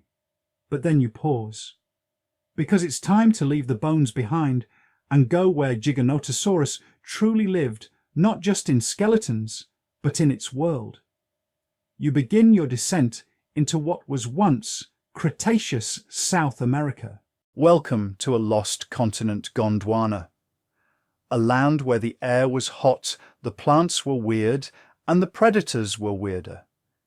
You push through the dense brush as if you're walking into deep time. Ferns brush your arms. The undergrowth is thick, rubbery, prehistoric. This isn't the North America of T-Rex fame. This is Patagonia, when it was still a steaming, storm-lashed landscape, filled with creatures built more like fever dreams than anything else. You're not just walking through history now, you're walking through Giganotosaurus's kingdom. And here's where things get even cooler. This place wasn't just full of big dinosaurs. It was home to some of the biggest dinosaurs ever discovered. Like Argentinosaurus, a sauropod so large, some estimates suggest it could reach 30 meters in length and weigh more than 100 tons. That's hard to even picture. If it sat on your house, your neighbors would barely notice the roof collapse under the tail end. This wasn't just a buffet, it was an all-you-can-eat landscape of titans. And Giganotosaurus was the apex predator of it all. The only real competition, other gigas.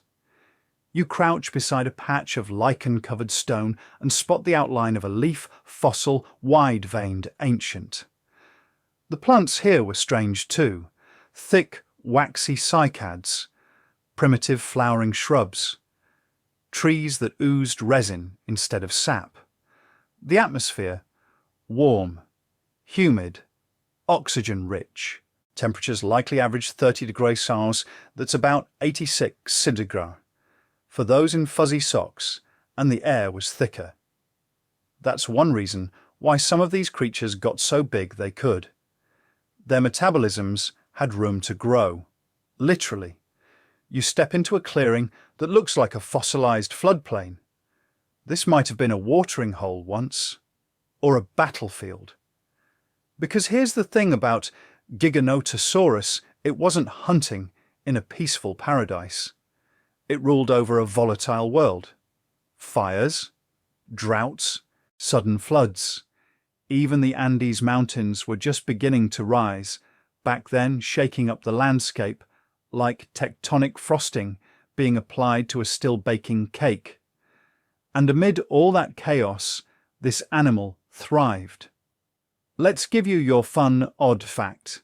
Early tonight, some geologists believe the region Giganotosaurus lived in had seasonal monsoons, which means the land would alternate between being bone dry and a muddy, buggy swamp. That's not easy, living even for a giant. But Giganotosaurus adapted. Its long, muscular legs weren't just good for chasing prey, they were great for covering vast distances in search of food. In times of scarcity, it could follow herds for miles, using scent trails, an instinct like a living GPS. And the prey. They didn't always stick around. Sauropods likely migrated to find fresh foliage. That meant Giga couldn't afford to sit in one place and wait. It had to move. This made it a kind of nomadic apex predator, less like a tiger, with a set territory, and more like a shark, roaming a land sea of greenery, sniffing for weakness. Scientists still debate just how far Giganotosaurus could travel in a day. but based on limb proportions, some models suggest it could walk tens of kilometers per day without overexerting itself. That's a terrifying thought, a killing machine that's also a distance runner. You stand in the middle of the clearing and close your eyes. Try to picture it. The sky is overcast with volcanic haze. Rain begins to fall warm and heavy. Thunder rumbles not from clouds, but from the footfalls of a migrating herd. A Giganotosaurus lifts its head from the edge of the forest, nostrils flaring. It doesn't roar. It doesn't sprint. It walks. Purposefully. Relentlessly. This is its world. And you're standing in it. You take a deep breath. The air here feels older, heavier, like the wind remembers when it carried the scent of death instead of diesel fumes. This part of the story is easy to forget when you're staring at fossil displays in glass cases. But Giganotosaurus wasn't just a skeleton. It was part of an ecosystem, a puzzle of heat and hunger storm and soil. Every decision it made, when to strike, when to wait, when to move on, was shaped by this land. The land of giant prey, of shifting rivers, of forests that grew in 3 directions at once. And it didn't just survive here, it dominated. So when we talk about it, we shouldn't say this dinosaur was big. We should say this dinosaur was the boss of a continent. You find a stone and sit down again, staring out across the clearing, trying to imagine the forest the way it was before humans, before mammals, before memory. You don't see bones. You see motion. You don't see extinction. You see a world alive. You sit in silence, now absorbing the Cretaceous, or what's left of it. The clearing around you feels strangely alive, as if something invisible is moving just outside your vision. Not Giganotosaurus itself, no heavy steps or swaying tails tonight, but something else. A mood. A tension in the air, like a scene waiting for its lead actor. But in this scene, the lead doesn't roar. It waits.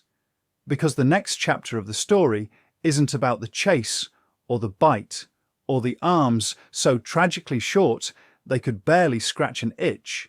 This is the chapter about the climate, the weather, and the weirdness that made Giganotosaurus possible in the first place. You rise slowly and walk to the edge of the clearing. The wind picks up, warm, damp. It carries the smell of soil and some distant storm that doesn't exist anymore. Imagine this world, South America, 98 million years ago, the mid-Cretaceous. Earth is a greenhouse planet, not just warmer, but wetter. The poles have no ice. Sea levels are up to 200 meters higher than today, swallowing coastlines and splitting landmasses into tropical islands. It's not just heat. It's humidity and pressure, and air so thick with carbon dioxide it probably felt like walking through someone else's breath. And it was this world, stormy, rich, unstable, that created the perfect conditions for giants. You crouch beside a fallen log and trace your fingers through the spongy bark, imagining it as part of a jungle long gone. Back then, oxygen levels were higher, possibly reaching up to 30% compared to our current 21%. That's like turbocharging every breath. And it meant bigger bugs, faster metabolisms, and creatures like Giganotosaurus, and the thing that hunted them. Let's talk storms for a second. Because Cretaceous Patagonia wasn't a gentle place.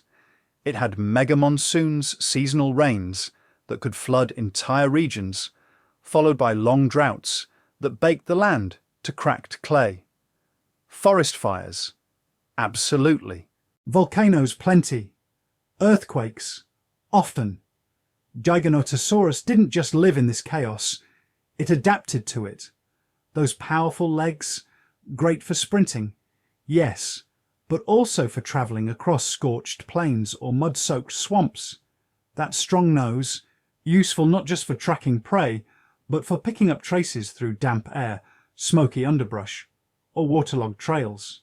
And those long serrated teeth, perfect for tearing through flesh that had already been softened by the heat of decomposition in a sun-baked corpse. Nice.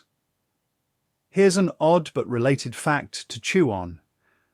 Some scientists believe that dinosaurs may have had air sacs, similar to birds, structures in their bones that help them process oxygen more efficiently. That would have been a huge advantage in the high-oxygen Cretaceous world, allowing for faster movement, longer chases, and possibly better heat regulation. So Giganotosaurus may have breathed more like a falcon than a lizard. Terrifying thought, huh? Now layer that onto the weather. Because those same monsoons that made the rivers swell, they also shifted prey migration patterns. Herds of sauropods would have moved with the rain, chasing fresh foliage and higher ground. And what follows the herds, you already know. Giganotosaurus probably had to predict weather shifts not with conscious thought, but with inherited instinct. When the winds changed, when the sky got heavy, it knew where to go, where the sauropods would be next, where water would collect, where food would collapse from exhaustion. Scientists still debate whether dinosaurs could sense barometric pressure the way modern birds can. Some say yes. Others shrug. The bones don't tell us everything, but your gut says yes, because this animal didn't just exist in the mid-Cretaceous. It thrived in it, and that takes more than brute force. That takes adaptability. You sit again now cross-legged with your back to the ridge. Overhead, the moon drifts behind a veil of clouds, ghosts of the same storms that once rolled across these lands. You think about what happens to animals in unstable climates. They either get better or they vanish. Giganotosaurus clearly got better. But how long could it last? Because even apex predators are prisoners of their ecosystems. If the weather changes, if the prey disappears, if the world gets just a little too weird, the hunter becomes the hunted. By time, by geology, by extinction, tonight the forest is calm. No storms, no lightning. But you know this peace is temporary. And back then it was even more fragile. That world so lush, so massive, so alive was also constantly on the edge of collapse. And that makes Giganotosaurus even more impressive. Because it didn't just outcompete other predators, it outlasted the planet trying to kill it, at least for a while. You tilt your head and close your eyes. You don't picture fossils. You picture movement, heat rising off the ground in shimmering waves. A low rumble in the earth, footsteps not thunder. A long, narrow skull cutting through the mist, nostrils flaring. Not chasing. Not roaring, just being. Because when you live in a land of giants and storms, sometimes just being is the most impressive thing of all. The air has gone still. That eerie kind of stillness that settles just before something changes, before a downpour, before an earthquake, before history rewrites itself. You sit in it for a while. Let the silence stretch. Let it breathe. Because now we're reaching the edge of the Giganotosaurus's reign. Not with a fight, not with a bang, but with something slower, colder, more permanent. Tonight's chapter is about extinction, not the meteor that everyone loves to blame, but the longer, messier slide toward oblivion. Because Giganotosaurus didn't go out with a fireball. It went out with a whimper. You brush your hands across the forest floor, fingers combing ancient dust. Imagine these leaves, this soil, this silence, slowly swallowing the last of the giants. Let's set the record straight. Giganotosaurus disappeared around 97 million years ago, long before the famous KPG extinction event that wiped out T-Rex and nearly everything else 66 million years ago. So no asteroid, no mass extinction, not yet, just time, climate, competition, and change. You stand and start walking again deeper into the underbrush. Each step feels heavier now, like you're walking through the end of something that already happened. The forests Giga once ruled were changing. The weather patterns were shifting. What had once been stable ground literally and ecologically was beginning to buckle. Sauropod populations began to dwindle, not because Giga was eating them too fast, but because their ecosystems were collapsing. Fewer plants, fewer nutrients, less food for the giants. And when the prey goes, the predator doesn't get a memo. It just gets hungry. Giganotosaurus may have found itself in a land with fewer sauropods and more uncertainty. No massive herds to track. Just scattered prey and new competition creeping in. Because this is when smaller, more efficient theropods start popping up. Think of them like the mammals to Giga's dinosaurs. More agile, more adaptable, less specialized. Giga was a specialist, a champion of a specific time with specific needs. And when that world faded, so did it. Scientists still debate what exactly killed off Giganotosaurus. Some blame regional volcanic activity that poisoned the air and destabilized the soil. Others think changing sea levels flooded its hunting grounds, forcing it into smaller territories with fewer resources. It could have been disease, or drought, or just bad luck. Maybe it wasn't one thing. Maybe it was 10,000 small things spread out over centuries. Generations of gigas getting smaller, fewer, less fit. Until eventually, the last one stood alone and fell. You pause beside a massive tree and look up into its gnarled limbs. It's not the same species that shaded Giga 97 million years ago, but it feels like a witness, like it knows something it can't say. Extinction is rarely dramatic in real time. It's not a fiery headline. It's a slow burn, a gradual forgetfulness. 1 year, there's a footprint. The next, there's not. 1 generation hears a roar. The next hears nothing. And the one after that doesn't even remember the sound. Here's your strangely soothing bedtime fact. Extinction isn't always about failure. Sometimes it's just about not keeping up. You don't have to do anything wrong.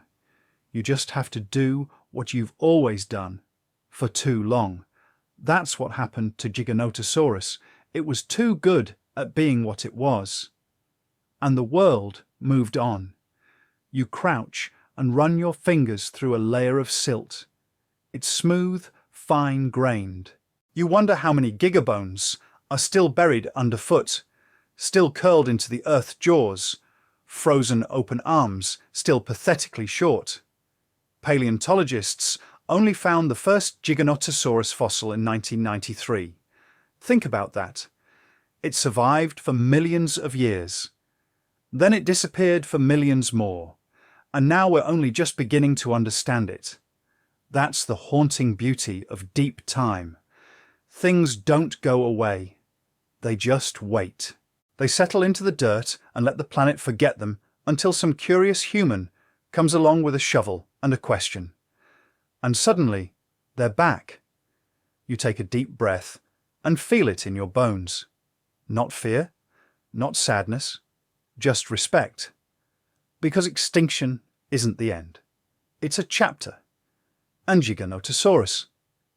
It wrote a big one.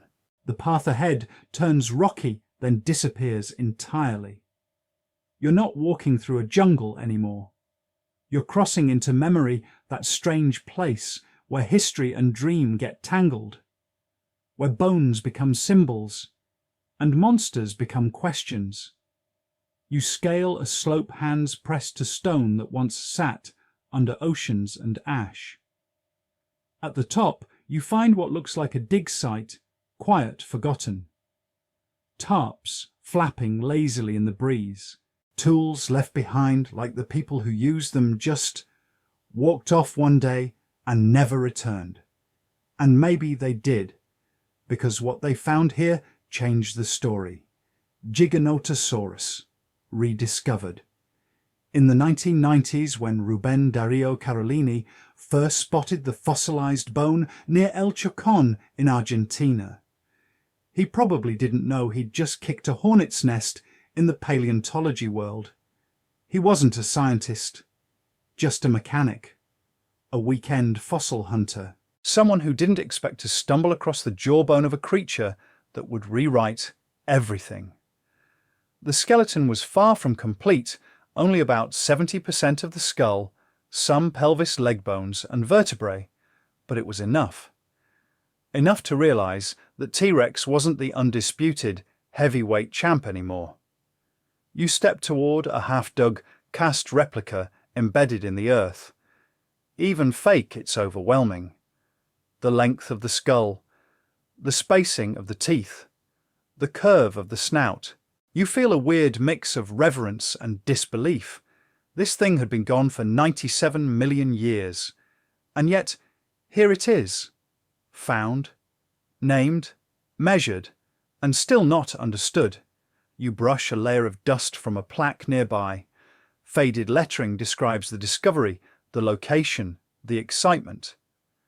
But no plaque can explain the feeling of looking at something that shouldn't exist anymore. And yet, it does. At least in pieces. Giganotosaurus was officially named in 1995, and the buzz was immediate. Headlines around the world screamed "bigger than T-Rex" in capital letters, as if size was all that mattered. And well, let's be honest, it kind of does. Especially when you're dealing with predators that could swallow a jeep. But the real story wasn't just that Giganotosaurus was long, or heavy, or fast. The real story was that it had been hiding for millions of years, and no one knew.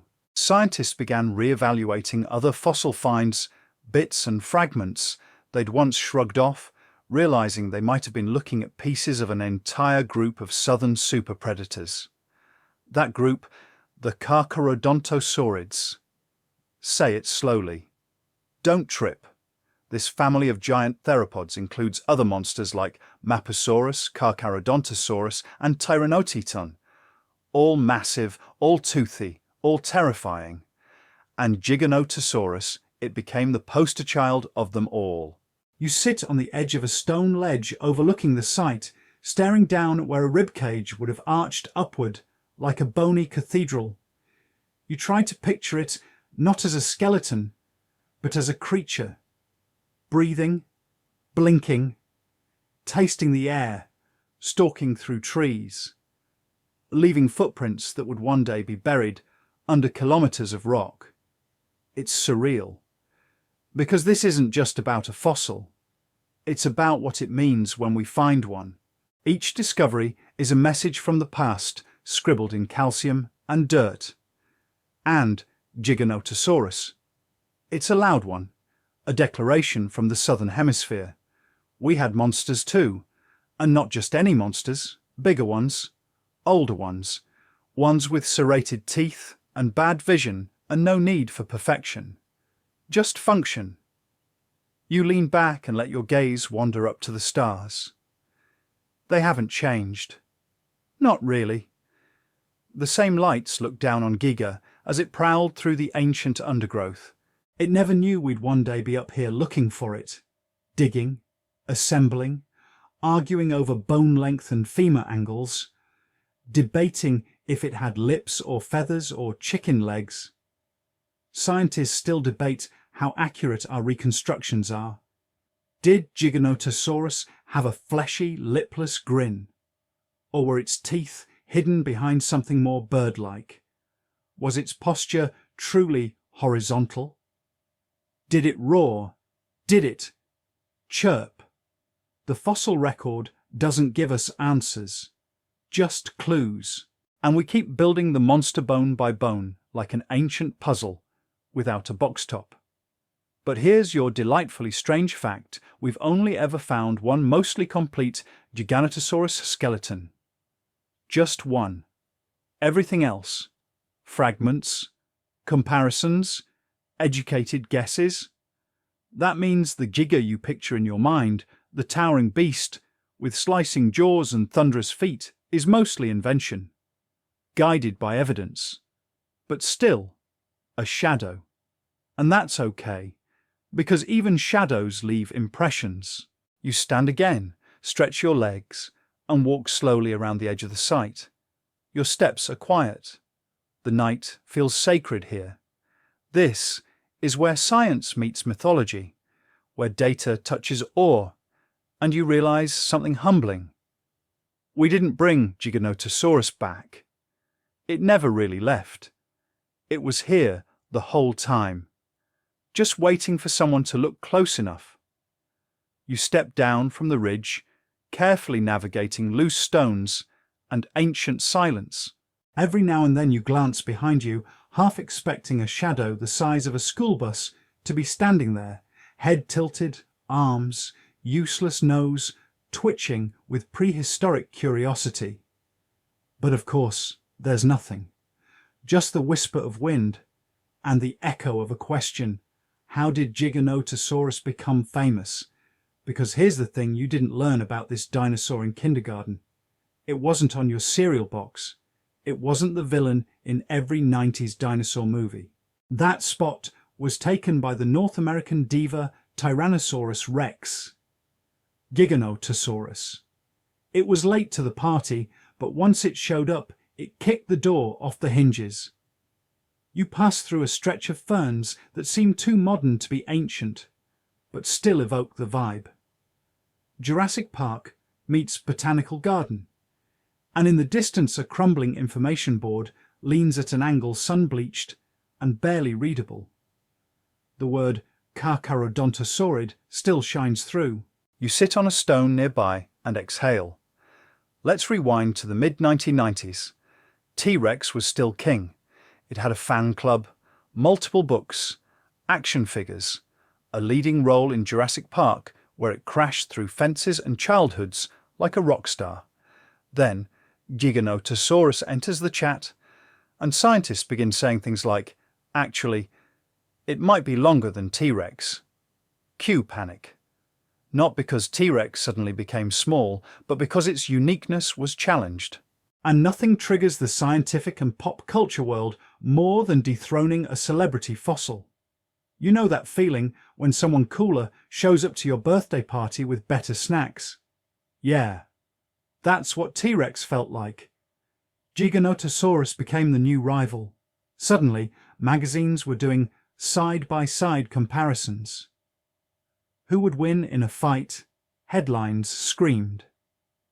Kids argued at lunch tables. CGI documentaries got updated. Toy companies added a new mold. Museum exhibits started reserving shelf space. And Giga. It loved the spotlight, sort of. Let's be honest, T-Rex still hogs the limelight, but Giganotosaurus carved out a cult, following a fandom powered by the thrill of the underdog, because Giga was a Southern Hemisphere legend. And we love those. The idea that a creature even scarier than T-Rex existed quietly for millions of years, forgotten in stone, only to rise up out of Patagonia and rattle the cage that's cinematic gold. Of course, Hollywood noticed.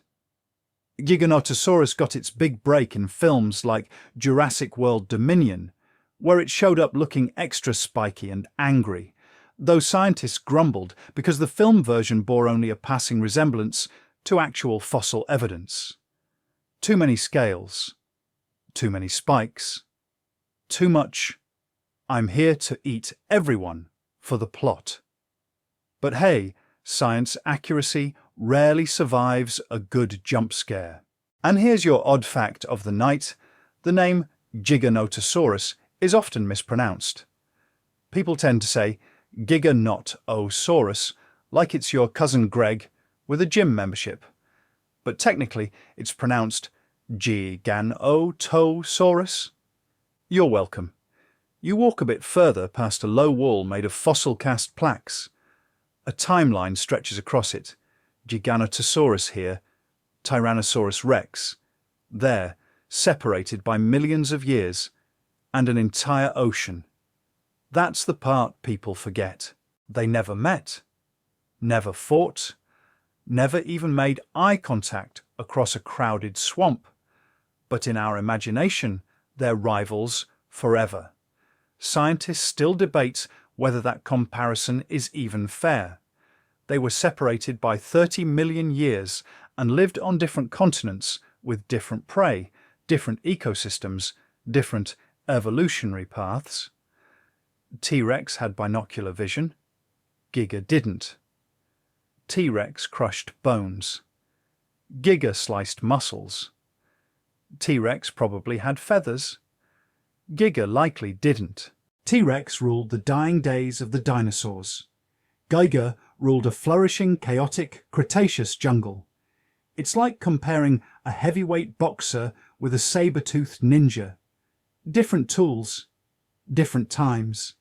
But the rivalry endures because it makes for a better story.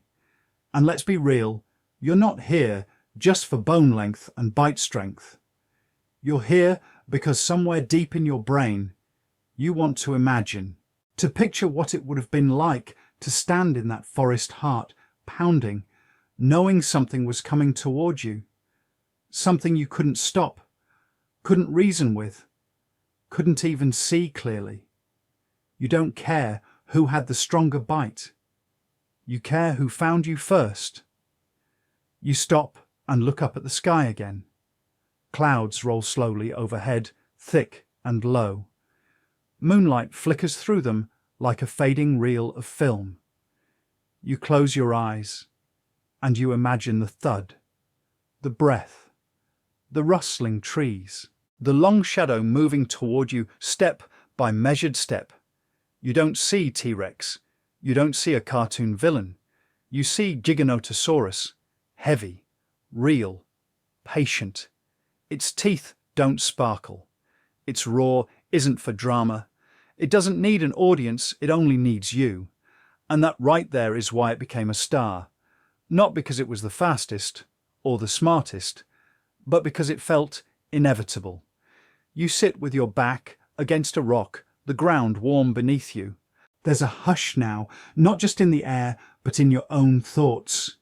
You've followed Giganotosaurus through its kingdom, its biology, its rise, its fall, and now something strange is happening.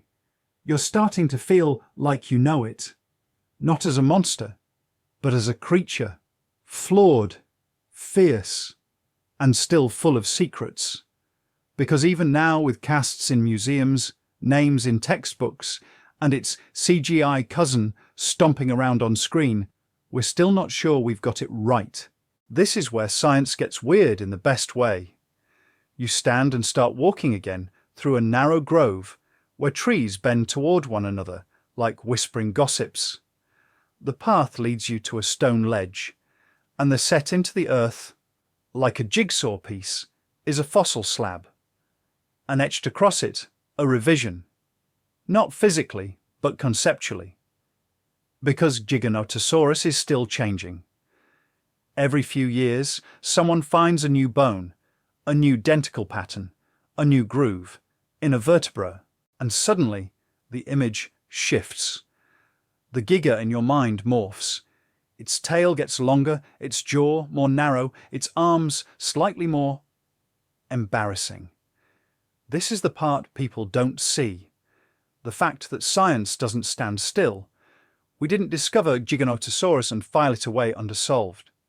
We put a pin in it, and every new fossil, every fragment, pulls that pin a little sideways. Take, for example, Mapusaurus, a close relative discovered later, and in more complete form. Some scientists think it may actually be part of the same genus. Others argue it's a separate species entirely. Then there's the growing suspicion that the original Giganotosaurus skeleton was from a subadult, a teenager, not fully grown, which means the adult version could have been even bigger. But nobody agrees. Not really. And here's the kicker, we only have one nearly complete Giganotosaurus skeleton. Everything else is pieced together from relatives' guesses and computer modelling. So when you see that glorious skeletal mount in a museum, just know that some of those bones are from other dinosaurs. Some are sculpted based on assumptions. Some are just vibes. Scientists still debate whether the hips were more robust, whether the skull was wider, whether the arms were capable of anything besides flailing uselessly at a passing fern. And you know what? That's okay, because uncertainty is the point. We didn't resurrect Giganotosaurus. We're building it backwards, bone by bone, question by question, not to summon it, but to understand it. You crouch by a slab of fossilized mud, brushing away a layer of soil to reveal a three-toed impression. It's not labeled, it's barely there, but the shape is unmistakable.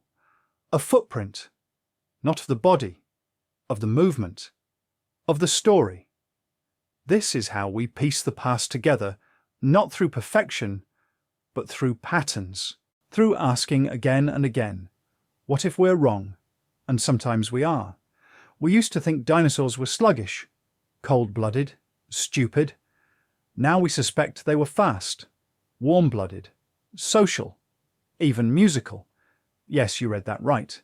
Some paleontologists think certain theropods used vocalizations to communicate low-frequency calls, bone-deep booms that could vibrate through forests, like the bass in your neighbor's car stereo. Giganotosaurus. Maybe not a singer, but could it call to others, warn, threaten, lure? We don't know. We may never know. But the beauty is in the not knowing. You sit beside the footprint, the wind brushing over your arms. The moon has climbed higher now, casting long, clean shadows across the stone.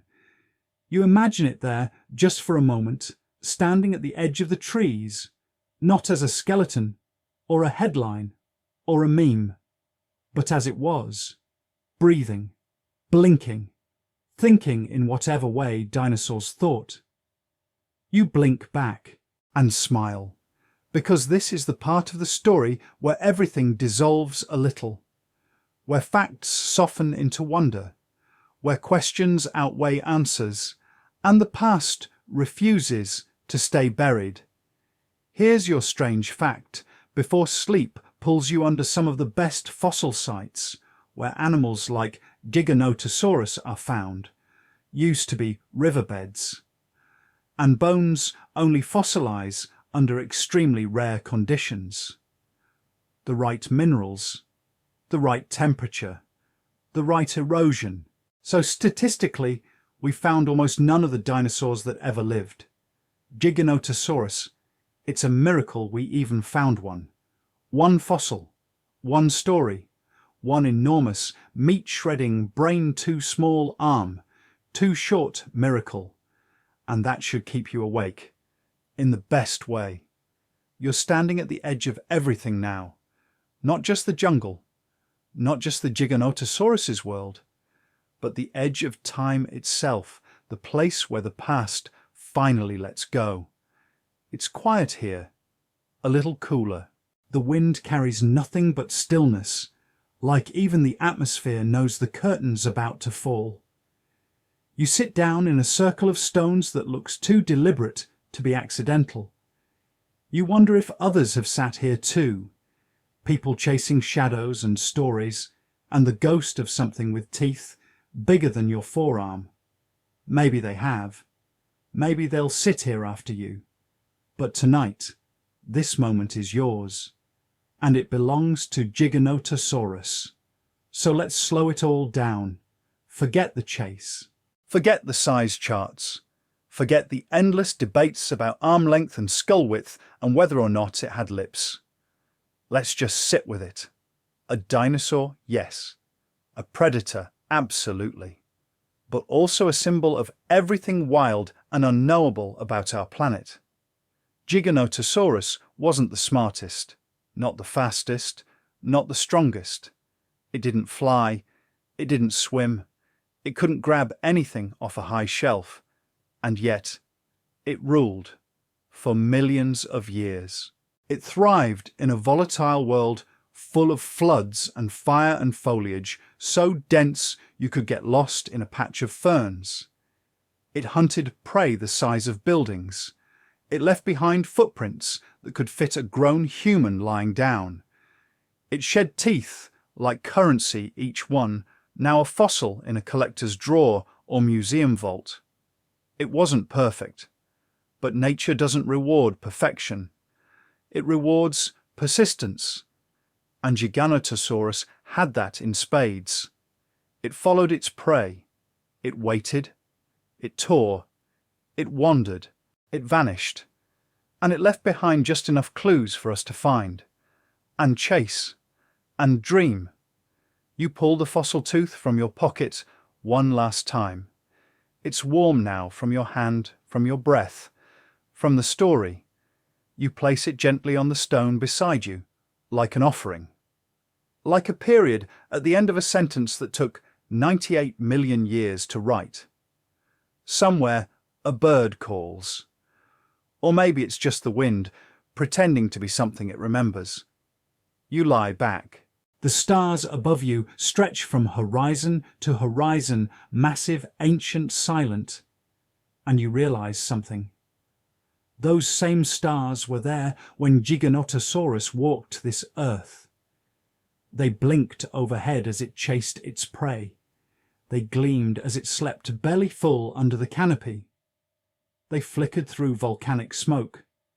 They glowed in its reflection when it leaned down to drink from a muddy river. And now they watch you, not with judgment, just with curiosity. You are the storyteller now. You are the one who remembers. And so you breathe in, long, slow, deep. You let the jungle fade, the claws fade, the blood, the bones. And all that's left is a name, a whisper of a shape, and the strange, comforting knowledge that you lived long enough to find it. You close your eyes, and in the distance, something heavy moves through the trees, only in your mind now. Big, careful, gentle, just passing through, like everything.